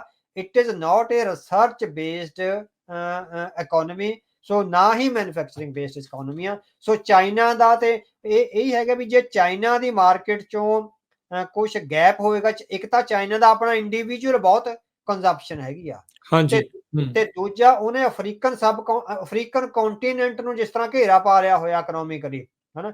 ਉਹਨਾਂ ਦੀਆਂ ਲੋੜਾਂ, ਉਹਨਾਂ ਦੀਆਂ ਜਿਹੜੀਆਂ ਤਰਜੀਹਾਂ ਨੇ, ਉਹਨਾਂ ਨੂੰ ਜਿਸ ਤਰ੍ਹਾਂ ਇੱਕ ਤਰ੍ਹਾਂ ਕਰਿਆ। ਸੋ ਮੈਨੂੰ ਯਾਦ ਹੈਗਾ ਵੀ ਸਾਡੇ ਕੋਲ ਇੱਕ ਆਇਆ ਸੀਗਾ ਵੀ ਉੱਥੇ ਹੁਣ ਜਿੱਦਾਂ ਸਾਈਕਲ, ਆਮ ਲੋਕਾਂ ਦੀਆਂ ਜਿਹੜੀਆਂ ਲੋੜਾਂ, ਸਾਈਕਲ, ਜਿਹੜੀ ਆਟੇ ਵਾਲੀਆਂ ਚੱਕੀਆਂ, ਹਨਾ, ਮਸ਼ੀਨ, ਕੱਪੜੇ ਸਿਉਣ ਵਾਲੀਆਂ ਮਸ਼ੀਨਾਂ ਜਿਹੜੀਆਂ ਵੀ ਚੱਲਦੀਆਂ ਨੇ। ਸੋ ਇਸ ਤਰ੍ਹਾਂ ਦੀਆਂ ਹਾਲੇ ਵੀ ਉਹਨਾਂ ਸੁਸਾਇਟੀਜ਼ ਦੀਆਂ ਉਹ ਲੋੜਾਂ ਨੇ। ਸੋ ਚਾਈਨਾ ਨੇ ਉਹ ਬਹੁਤ ਵੱਡੀ ਪੱਧਰ ਤੇ ਕ੍ਰੀਏਟ ਕਰੀਆਂ। ਤੁਸੀਂ ਦੇਖੋ ਆ ਪਤੰਗਾਂ ਦੀਆਂ ਡੋਰਾਂ ਜਿਹੜੀਆਂ ਇੰਡੀਆ ਵਿੱਚ, ਜਾਂ ਪਤੰਗ ਨੇ ਆਉਂਦੇ, ਹਨਾ, ਮਤਲਬ ਕਿ ਇੰਡੀਆ ਚੋਂ ਪਤੰਗ ਬਣਨੇ ਹਟ ਗਏ, ਚਾਈਨਾ ਤੋਂ ਬਣ ਕੇ ਆਉਂਦੇ ਆ। ਆਪਣੀਆਂ ਦੀਵਾਲੀ ਦੇ ਦੀਵੇ ਵੀ ਉੱਥੋਂ ਆਉਣ ਲੱਗ ਗਏ। ਆਪਣੀਆਂ ਸ਼੍ਰੀ ਸਾਹਿਬ ਸਿੱਖਾਂ ਦੀਆਂ ਜਿਹੜੀਆਂ ਅੰਮ੍ਰਿਤ ਛਕਾਉਣ ਵੇਲੇ ਵਰਤੀਆਂ ਜਾਂਦੀਆਂ, ਉਹ ਵੀ ਚਾਈਨਾ ਤੋਂ ਆਉਣ ਲੱਗੀ। ਇਟ ਮੀਨਸ ਵੀ ਉਹਨਾਂ ਨੇ ਘੱਟੋ ਘੱਟ ਮੈਨੂਫੈਕਚਰਿੰਗ ਹੱਬ ਕ੍ਰੀਏਟ ਕਰ ਲਈ। ਇੰਡੀਆ ਦਾ ਕ੍ਰਾਈਸਿਸ ਇਹ ਹੈਗਾ, ਇੰਡੀਆ ਨੂੰ ਡਿਫਲੈਕਟ ਹੋਏਗਾ ਥੋੜਾ ਬਹੁਤਾ, ਸਰਵਿਸਿਜ਼ ਦਾ ਜਿਹੜਾ ਹੈਗਾ ਡਿਫਲੈਕਟ ਹੋਏਗਾ, ਪਰ ਮੈਨੂਫੈਕਚਰਿੰਗ ਬੇਸਡ ਇੰਡਸਟਰੀ ਹੈ ਜਿਹੜੀ, ਉਹ ਇੰਡੀਆ ਨੂੰ ਇੰਨੀ ਜ਼ਿਆਦਾ ਨਹੀਂ ਜਾਏਗੀ। ਉਹ ਬੰਗਲਾਦੇਸ਼, ਤਾਈਵਾਨ, ਵੀਅਤਨਾਮ ਜਾਂ ਹੋਰ ਥਾਵਾਂ ਤੇ ਜਾਂਦੇ ਨਜ਼ਰ ਆ ਰਹੀ ਹੈਗੀ। ਇਹ ਆਪਾਂ ਨੂੰ ਨਾ, ਇਹ ਜਿਹੜੀ ਵਾਰ ਆ ਸਰਫੇਸ ਦੇ ਉੱਤੇ ਜਿਹੜੀ ਸਾਰੀ ਜਿਹੜੀ ਉਹ ਨਜ਼ਰ ਆ ਰਹੀ ਵੀ ਇੱਥੇ ਆਹ ਚੱਲ ਗਿਆ, ਇੱਥੇ ਆਹ ਐਲਾਨ ਹੋ ਗਏ। ਹੁਣ ਆਪਾਂ ਗੱਲ ਕਰਦੇ ਪਏ ਆ, ਕੱਲ ਤੱਕ ਟੈਰਿਫ ਜਿਹੜੇ ਆ ਉਹ ਵੱਖਰੇ ਢੰਗ ਦੇ ਨਾਲ ਲੱਗੇ ਸੀ, ਚਾਈਨਾ ਰਿਟੈਲੀਏਟ ਕਰ ਰਿਹਾ ਸੀ। ਆ ਹੁਣੇ ਕੁਝ ਸਮਾਂ ਪਹਿਲਾਂ ਦੀ ਗੱਲ ਆ, ਟਰੰਪ ਹੁਣਾਂ ਨੇ ਐਲਾਨ ਕਰ ਦਿੱਤਾ, 90 ਦਿਨ ਦੀ ਛੋਟ ਦੇ ਦਿੱਤੀ। ਹੁਣ ਨਾਲ ਦੇ ਨਾਲ ਹੀ ਚਾਈਨਾ ਨੂੰ ਛੱਡ ਕੇ ਬਾਕੀ ਸਾਰੇ ਮੁਲਕਾਂ ਦੇ ਉੱਤੇ ਟੈਰਿਫ ਦੇ ਉੱਤੇ ਉਹਨਾਂ ਨੇ 90 ਦਿਨ ਦੇ ਲਈ ਵਿਰਾਮ ਲਾਤਾ, ਤੇ ਕਹਿੰਦੇ ਸਿਰਫ 10% ਟੈਰਿਫ ਜਿਹੜਾ ਉਹ ਲਾਉਣਾ ਆ। ਸੋ ਇਹ ਇੰਨੀ ਜ਼ਿਆਦਾ ਭੰਬਲ ਭੂਸਾ ਜਿਹੜਾ ਉਹ ਬਣ ਜਾਂਦਾ। 3 ਦਿਨ ਮਾਰਕੀਟ ਡਿੱਗੀ, ਹੁਣ ਲੋਕਾਂ ਦੀ ਥਿਊਰੀ ਨਾਲ ਇਹ ਵੀ ਆ ਜਾਂਦੀ ਹੈ ਨਾ ਅਵਤਾਰ ਸਿੰਘ ਜੀ, ਵੀ ਅਮੀਰ ਬੰਦੇ ਨੇ ਨਾਲ ਕਈਆਂ ਨੂੰ ਅਮੀਰਾਂ ਨੂੰ ਹੋਰ ਵੀ ਅਮੀਰ ਬਣਾਉਣਾ, ਵੀ ਮਾਰਕੀਟ ਥੱਲੇ ਡਿੱਗੀ, ਸ਼ੇਅਰ ਬਾਇਬੈਕ ਕੀਤੇ, ਅੱਜ ਟੈਰਿਫ ਦੇ ਉੱਤੇ ਪੌਜ਼ ਲਾਤਾ, ਸ਼ੇਅਰ ਵੱਧ ਗਏ, ਹੁਣ ਵੇਚ ਦੋ ਤੇ ਮਨੀ ਜਿਹੜੀ ਉਸ ਦੇ ਵਿੱਚ ਜਿਹੜੀ ਉਹ ਕੱਢ ਲਓ। ਸੋ ਲੋਕਾਂ ਨੂੰ ਵੀ ਤੇ ਕੰਟਰੀਜ਼ ਨੂੰ ਵੀ ਬਹੁਤ ਭੁਲੇਖੇ ਦੇ ਵਿੱਚ, ਉਹਨਾਂ ਨੂੰ ਪਤਾ ਨਹੀਂ ਲੱਗ ਰਿਹਾ ਵੀ ਕੀ ਹੋਣਾ ਹੈ। ਜਿਹੜਾ 90 ਦਿਨਾਂ ਦਾ ਪੌਜ਼ ਲੱਗਿਆ ਉਹੀ ਯੂਨੀਵਰਸਿਟੀਆਂ ਵਾਲੀ ਗੱਲ ਹੈ ਵੀ ਆ ਕੇ ਨੈਗੋਸ਼ੀਏਟ ਕਰੋ ਸਾਡੇ ਨਾਲ। ਹਾਂ ਬਿਲਕੁਲ ਇਹ ਹੈਗਾ ਵੀ ਹਾਂਜੀ ਇਸ ਤਰ੍ਹਾਂ ਹੀ ਹੈ ਨਾ ਵੀ ਨੈਗੋਸ਼ੀਏਟ ਕਰੋ ਆ ਕੇ, ਇਹ ਸਾਰਾ ਕੁਛ ਆ, ਤੁਸੀਂ ਇਸ ਤਰ੍ਹਾਂ ਨਹੀਂ ਕਰ ਸਕਦੇ ਜਿਸ ਤਰ੍ਹਾਂ ਯੂਨੀਵਰਸਿਟੀਆਂ ਨੂੰ ਕਹਿ ਰਿਹਾ ਜਾਂ ਵੀ ਸਾਡੇ ਇੰਟਰਸਟ ਰੱਖੋ। ਹੁਣ ਦੇਸ਼ ਦੇ ਇੰਟਰਸਟ ਨਹੀਂ, ਟਰੰਪ ਪ੍ਰਸ਼ਾਸਨ ਦੇ ਇੰਟਰਸਟਾਂ ਨੂੰ, ਜਿੱਦਾਂ ਉਹ ਕਹਿ ਰਿਹਾ ਵੀ ਟਰੰਪ ਪ੍ਰਸ਼ਾਸਨ ਦੇ ਇੰਟਰਸਟ ਆ ਉਹ, ਹਨਾ, ਮੁਲਕ ਐਂਡ ਜਿਹੜਾ ਰੂਲਰ ਹੈਗਾ ਉਹਦੇ ਇੰਟਰਸਟ ਵੱਖਰੇ ਵੱਖਰੇ ਹੁੰਦੇ ਨਜ਼ਰ ਆ ਜਿਹੜੇ ਆ ਰਹੇ ਹੈਗੇ। ਸੋ ਇਸੇ ਤਰ੍ਹਾਂ ਹੀ ਉਹ ਯੂਰਪੀਅਨ ਕੰਟਰੀਜ਼ ਨੂੰ ਜਾਂ ਹੋਰ ਕੰਟਰੀਜ਼ ਨਾਲ ਜਿਹੜੀ ਹੈਗੀ ਆ ਉਹ ਗੱਲਬਾਤ ਕਰਨਗੇ, ਨੈਗੋਸ਼ੀਏਟ ਕਰਨਗੇ, ਬਹੁਤ ਕੁਝ ਲੈਦੇ ਹੋਏਗਾ, ਉਹ ਤੋਂ ਬਾਅਦ ਆ ਜਿਹੜਾ ਅੱਗੇ ਵਧਿਆ ਜਾਵੇਗਾ ਜੀ। ਅੱਛਾ, ਐਲਬ੍ਰਿਜ ਕੋਲਬੀ ਦੀ ਹੁਣ ਆਪਾਂ ਅੱਗੇ ਗੱਲ ਕਰਦੇ ਹਾਂ। ਇਹ ਡਿਫੈਂਸ ਦੇ ਅੰਡਰ ਸੈਕਟਰੀ ਦੇ ਲਈ ਹੈਗੇ ਨੇ, ਨਿਯੁਕਤ ਹੋਏ ਨੇ। ਇਹ ਚੀਨ ਦੇ ਬਹੁਤ ਕੱਟੜ ਆਲੋਚਕ ਨੇ, ਪਰ ਨਾਲ ਦੇ ਨਾਲ ਚਰਚਾ ਇਹ ਚੱਲਦੀ ਆ ਵੀ ਇਹ ਭਾਰਤ ਨੂੰ ਉਸ ਕੰਮ ਦੇ ਲਈ ਵਰਤਣਾ ਚਾਹੁੰਦੇ ਆ। ਕੀ ਭਾਰਤ ਅਮਰੀਕਾ ਦਾ ਇਸ ਚੀਜ਼ ਦੇ ਵਿੱਚ, ਇਸ ਸਟ੍ਰੈਟਜੀ 'ਚ ਸਾਥ ਦੇਵੇਗਾ ਅਮਰੀਕਾ ਦਾ? ਬਹੁਤ ਅੱਛਾ ਤੁਹਾਡਾ ਸਵਾਲ ਹੈਗਾ। ਸੋ ਮਿਸਟਰ ਕੋਲਬੀ ਹਾਰਵਰਡ ਯੂਨੀਵਰਸਿਟੀ ਤੋਂ ਪੜ੍ਹੇ ਹੋਏ ਨੇ, ਸੋ ਕਾਫੀ ਅੱਛੇ ਡਿਪਲੋਮੈਟ ਆ। ਉਹਨਾਂ ਨੂੰ ਜਿਹੜਾ ਅੰਡਰ ਸੈਕਟਰੀ ਲਾਇਆ ਗਿਆ ਹੈਗਾ ਇਸ ਜਿਹੜੀ ਹੈਗੀ ਪਾਲਿਸੀ ਮੇਕਿੰਗ ਵਿੱਚ ਆ ਕੇ ਨਾ। ਸੋ ਇਹ ਤੁਹਾਡਾ ਜਿਹੜਾ ਬੜਾ ਸੈਂਟਰਿਕ ਸਵਾਲ ਹੈਗਾ ਵੀ ਉਹ ਜਿਹੜੀ ਕੋਲਬੀ ਦੀ ਲਗਾਤਾਰ ਅਪਰੋਚ ਇਹ ਰਹੀ ਹੈਗੀ ਆ ਵੀ ਇੰਡੀਆ ਨੂੰ ਐਜ਼ ਏ ਅਲਾਈ ਵਰਤਿਆ ਜਾਵੇ ਤਾਂ ਕਿ ਚਾਈਨਾ ਦਾ ਜਿਹੜਾ ਹੈਗਾ ਵਿਰੋਧ ਆ ਉਹਦੇ ਲਈ ਸਾਨੂੰ ਸਟ੍ਰੈਟੇਜਿਕ ਅਲਾਈ ਦੇ ਤੌਰ ਤੇ ਵਰਤਿਆ ਜਾਵੇ। ਹੁਣ ਜਿਹੜੀ ਗੱਲ ਨੂੰ ਮੇਰੇ ਵਰਗਾ ਇੱਕ ਪਿੰਡ ਵਿੱਚ ਬੈਠਾ ਬੰਦਾ ਸਮਝ ਰਿਹਾ ਜੀ, ਉਹ ਕੋਲਬੀ ਨਹੀਂ ਸਮਝ ਰਿਹਾ ਜਿਹੜਾ ਹਾਰਵਰਡ ਯੂਨੀਵਰਸਿਟੀ ਤੋਂ ਪੜ੍ਹਿਆ ਹੋਇਆ, ਤਾਂ ਇਟ ਮੀਨਸ ਉਹਨਾਂ ਦੀ ਜਿਹੜੀ ਇੱਕ ਤਰ੍ਹਾਂ ਨਾਲ ਪ੍ਰੈਜ਼ੈਂਸ ਆਫ ਮਾਈਂਡ ਆ ਉਹਦੇ ਬਾਰੇ ਸਵਾਲ ਉੱਠਣੇ ਜ਼ਰੂਰੀ ਹੈਗੇ। ਇੰਡੀਆ ਕਾਹਦੇ ਲਈ ਆਪਣੇ ਗੁਆਂਢੀ ਨਾਲ ਇਸ ਤਰ੍ਹਾਂ ਦੀ ਕਨਫਰੰਟੇਸ਼ਨ ਵਿੱਚ ਆਊਗਾ, ਇਸ ਤਰ੍ਹਾਂ ਦੀ ਜੰਗ ਵਿੱਚ ਆਊਗਾ ਜਿਹੜੀ ਕਿਸੇ ਹੋਰ ਦੀ ਜੰਗ ਆ, ਹਨਾ। ਅਮਰੀਕਾ ਦੀ ਜੰਗ ਇੰਡੀਆ ਦੇ ਡਿਪਲੋਮੈਟਸ ਜਾਂ ਫੌਜਾਂ ਕਾਹਤੋਂ ਲੜਨਗੀਆਂ? ਚੀਨ ਉਹਨਾਂ ਦੇ ਗੁਆਂਢ ਵਿੱਚ ਬੈਠਾ। ਕੋਈ ਵੀ ਆਪਣੇ ਗੁਆਂਢ ਨਾਲ ਇਸ ਤਰ੍ਹਾਂ ਦੇ ਸੰਬੰਧ ਨਹੀਂ ਚਾਹੁੰਦਾ ਹੁੰਦਾ ਵੀ ਜਿਹੜੇ ਇੱਕ ਤਰ੍ਹਾਂ, ਔਰ ਜੇ ਗੁਆਂਢੀ ਇੰਨਾ ਤਕੜਾ ਹੋਵੇ ਵੀ ਤੁਹਾਤੋਂ ਮਤਲਬ ਕਿ ਇਹ ਕਹਿ ਸਕੇ ਵੀ 100 ਕਿਲੋਮੀਟਰ ਅੱਗੇ ਜਾਂਦਾ ਹੋਵੇ, ਜਿਹੜਾ ਮਿਲੀਟੈਰਲੀ, ਜਿਹੜਾ ਇਕੋਨੋਮਿਕਲੀ ਔਰ ਜਿਹੜਾ ਪੋਪੂਲੇਸ਼ਨ ਵਾਈਜ਼, ਜਿਹੜਾ ਕਟਿੰਗ ਐਜ ਟੈਕਨੋਲੋਜੀ ਔਰ ਜਿਸ ਕਿਸਮ ਦੀ ਇਨੋਵੇਸ਼ਨ ਉੱਥੇ ਹੋ ਰਹੀ ਹੈ, ਚਾਹੇ ਉਹ ਅਮਰੀਕਾ ਤੋਂ ਇਨੋਵੇਸ਼ਨ ਵਾਈਜ਼ ਜਾਂ ਰਿਸਰਚ ਵਾਈਜ਼ ਲੱਖ ਪਿੱਛੇ ਆ, ਪਰ ਇੰਡੀਆ ਤੋਂ ਤਾਂ ਬਹੁਤ ਅੱਗੇ ਆ ਨਾ। ਹਾਂਜੀ ਠੀਕ ਹੈ ਨਾ। ਸੋ ਡਿਫੈਂਸ ਵਾਈਜ਼, ਸੋ ਇੰਡੀਆ ਜੇ ਅਮਰੀਕਾ ਦਾ ਇੱਕ ਅੰਡਰ ਡਿਫੈਂਸ ਸੈਕਟਰੀ ਇਹ ਗੱਲ ਨਹੀਂ ਸਮਝ ਰਿਹਾ ਵੀ ਇੰਡੀਆ ਕਾਹਤੋਂ ਲੜੇਗਾ, ਦੱਸੋ। ਇੰਡੀਆ ਨੇ ਪਿਛਲੇ 40 ਸਾਲਾਂ ਦੌਰਾਨ ਜਿੰਨੀ ਸਿਆਣੀ ਔਰ ਕਲੈਵਰ ਡਿਪਲੋਮੇਸੀ ਕਰੀ ਹੈਗੀ ਆ, ਸੋ ਜੇ ਹਾਲੇ ਵੀ ਵੈਸਟਰਨ ਪੋਲੀਟੀਸ਼ੀਅਨ ਤੇ ਡਿਪਲੋਮੈਟਸ ਇਹ ਸਮਝਦੇ ਆ ਵੀ ਇੰਡੀਆ ਸਾਡਾ ਅਲਾਈ ਆ ਤੇ ਚਾਈਨਾ ਦੇ ਖਿਲਾਫ ਉਹ ਇੰਡੀਆ ਨੂੰ ਵਰਤ ਸਕਦੇ ਆ, ਤਾਂ ਇਹ ਮੂਰਖਾਨਾ ਕਾਰਵਾਈ ਹੈਗੀ ਆ। ਸੋ ਬੇਸ਼ੱਕ ਸ਼ਬਦ ਮੈਂ ਗੱਲ ਮਤਲਬ ਕਿ ਸਖਤ ਵਰਤ ਰਿਹਾ ਹੈਗਾ। ਸੋ ਇੱਕ ਡਿਪਲੋਮੈਟਿਕ ਆਸਪੈਕਟ ਵਿੱਚ ਇਹ ਦੇਖਣਾ ਵੀ ਆਪਾਂ ਇੱਕ ਨਾ ਜਦੋਂ ਆਪਾਂ ਨੈਸ਼ਨਲਿਜ਼ਮ ਦਾ ਜਾਂ ਹੋਰ ਜਿਹੜੀਆਂ ਪੜ੍ਹਾਈਆਂ ਕਰਦੇ ਹੈਗੇ ਆ, ਉਹਨਾਂ ਵਿੱਚ ਇਹ ਗੱਲ ਆਉਂਦੀ ਹੈਗੀ ਆ ਵੀ ਕਿਸੇ ਕੌਮ ਦੀਆਂ ਭਾਵਨਾਵਾਂ ਨੂੰ ਉਸ ਕੌਮ ਵਿੱਚ ਪੈਦਾ ਹੋ ਕੇ ਹੀ ਸਮਝਿਆ ਜਾ ਸਕਦਾ ਹੈ। ਆਊਟਸਾਈਡਰ ਉਸ ਕੌਮ ਦੀਆਂ ਅੰਦਰੂਨੀ ਭਾਵਨਾਵਾਂ ਨੂੰ ਨਹੀਂ ਸਮਝ ਸਕਦਾ। ਬਿਲਕੁਲ ਸਹੀ ਗੱਲ ਆ।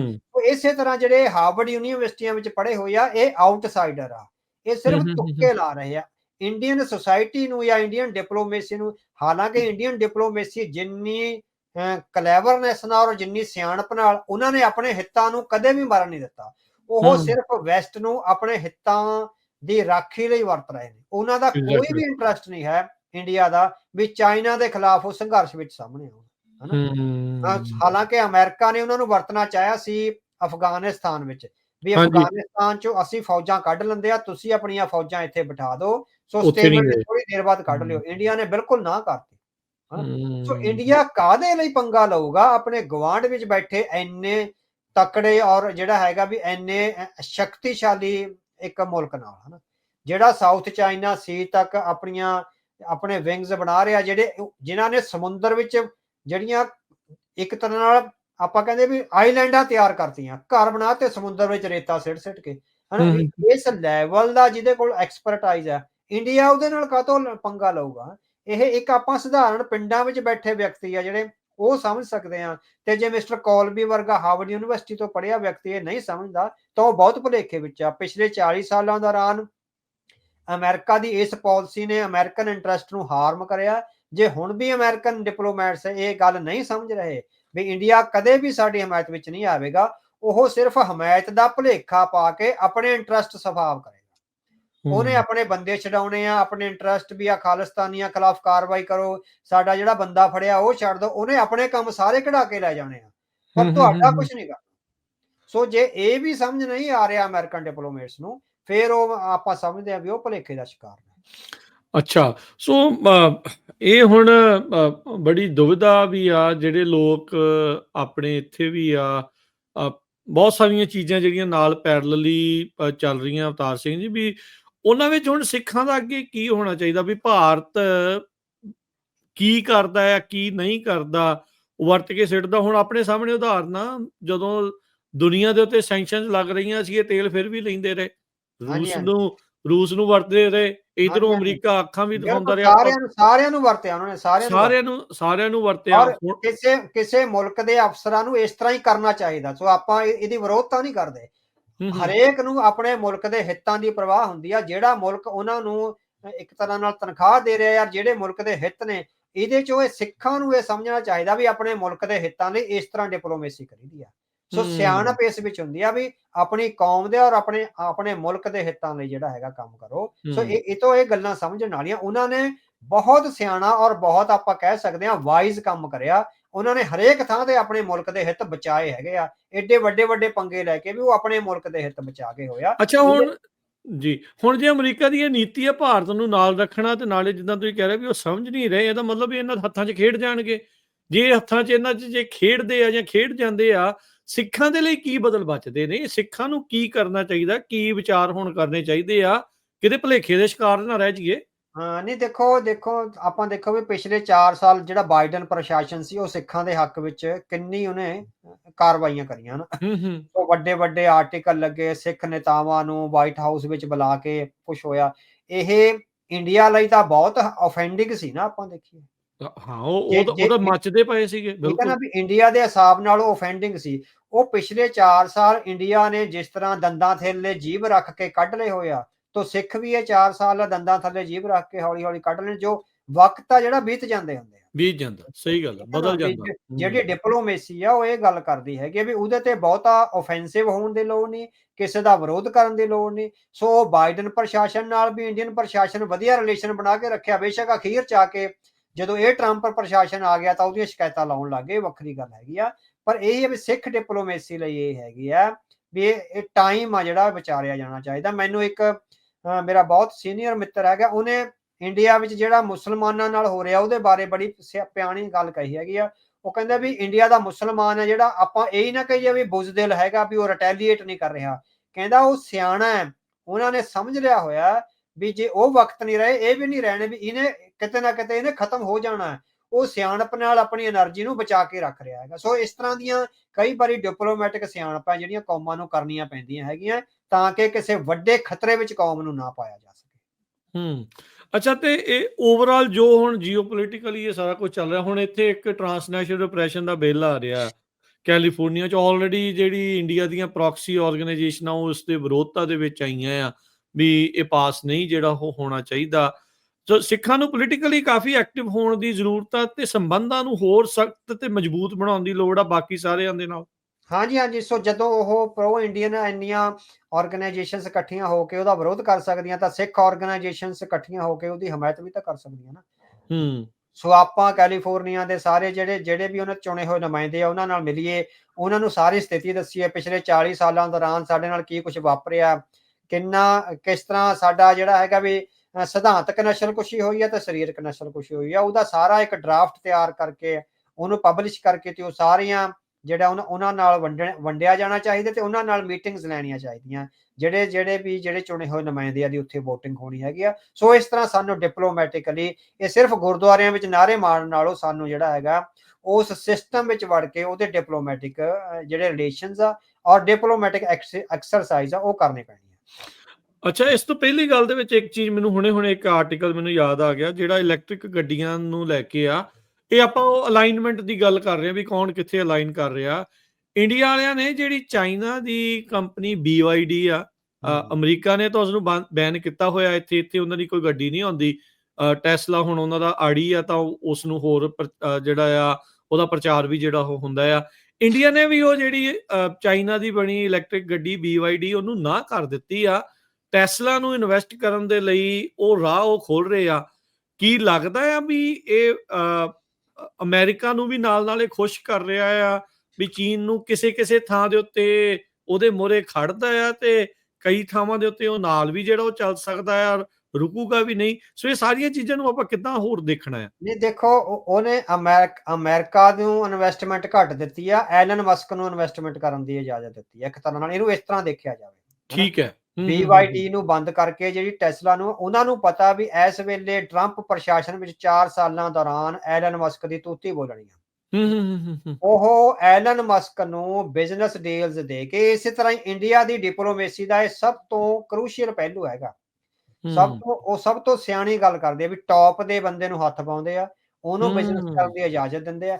ਇਹਦੇ ਥਰੂ ਹੁਣ ਉਹ ਡੋਨਾਲਡ ਟਰੰਪ ਤੱਕ ਆਪਣੀਆਂ ਜਿਹੜੀ ਅਪਰੋਚ ਆ, ਜੇ ਡੋਨਾਲਡ ਟਰੰਪ ਦੇਖ ਰਿਹਾ ਵੀ ਲਗਾਤਾਰ ਉਹ ਇੰਡੀਆ ਦੇ ਖਿਲਾਫ ਬੋਲਦੇ ਰਹੇ ਹੈਗੇ ਆ, ਉਹਨੂੰ ਸ਼ਾਂਤ ਕਰਨ ਲਈ, ਉਹਦੇ ਨਾਲ ਬਾਰਗੇਨਿੰਗ ਕਰਨ ਲਈ, ਉਹਦੇ ਨਾਲ ਰਿਸ਼ਤੇ ਨਿੱਘੇ ਕਰਨ ਲਈ ਜਿਹੜਾ ਹੈਗਾ ਐਲਨ ਮਸਕ ਨੂੰ ਆਇਆ ਜਾ। ਐਲਨ ਮਸਕ ਨੇ ਹੀ ਹੁਣ ਕਿਹਾ ਹੋਊਗਾ ਵੀ ਜੇ ਮੇਰੀ ਇਨਵੈਸਟਮੈਂਟ ਕਰਾਉਣੀ ਆ, ਕਿਉਂਕਿ BYD ਦੀਆਂ ਜਿਹੜੀਆਂ ਗੱਡੀਆਂ ਨੇ ਉਹ ਬਹੁਤ ਇਕਨੋਮਿਕਲ ਨੇ, ਸਸਤੀਆਂ ਨੇ, ਔਰ ਉਹਦੇ ਵਿੱਚ ਜਿਹੜਾ ਹੈਗਾ, ਉਹਦੇ ਚ ਉਹਨਾਂ ਨੇ ਜਿਹੜਾ ਚਾਰਜਿੰਗ ਫੈਸਿਲਿਟੀ, ਹੁਣ ਤਾਂ ਇਹ ਹੁੰਦਾ ਨਾ ਵੀ ਜਦੋਂ ਬੈਟਰੀ ਖਤਮ ਹੋ ਗਈ, ਤੁਸੀਂ ਲੰਬੀ ਡਰਾਈਵ ਤੇ ਜਾ ਰਹੇ ਹੋ, ਫਿਰ ਕਿਤੇ ਰੁਕ ਕੇ ਚਾਰਜ ਕਰਨਾ ਪੈਂਦਾ।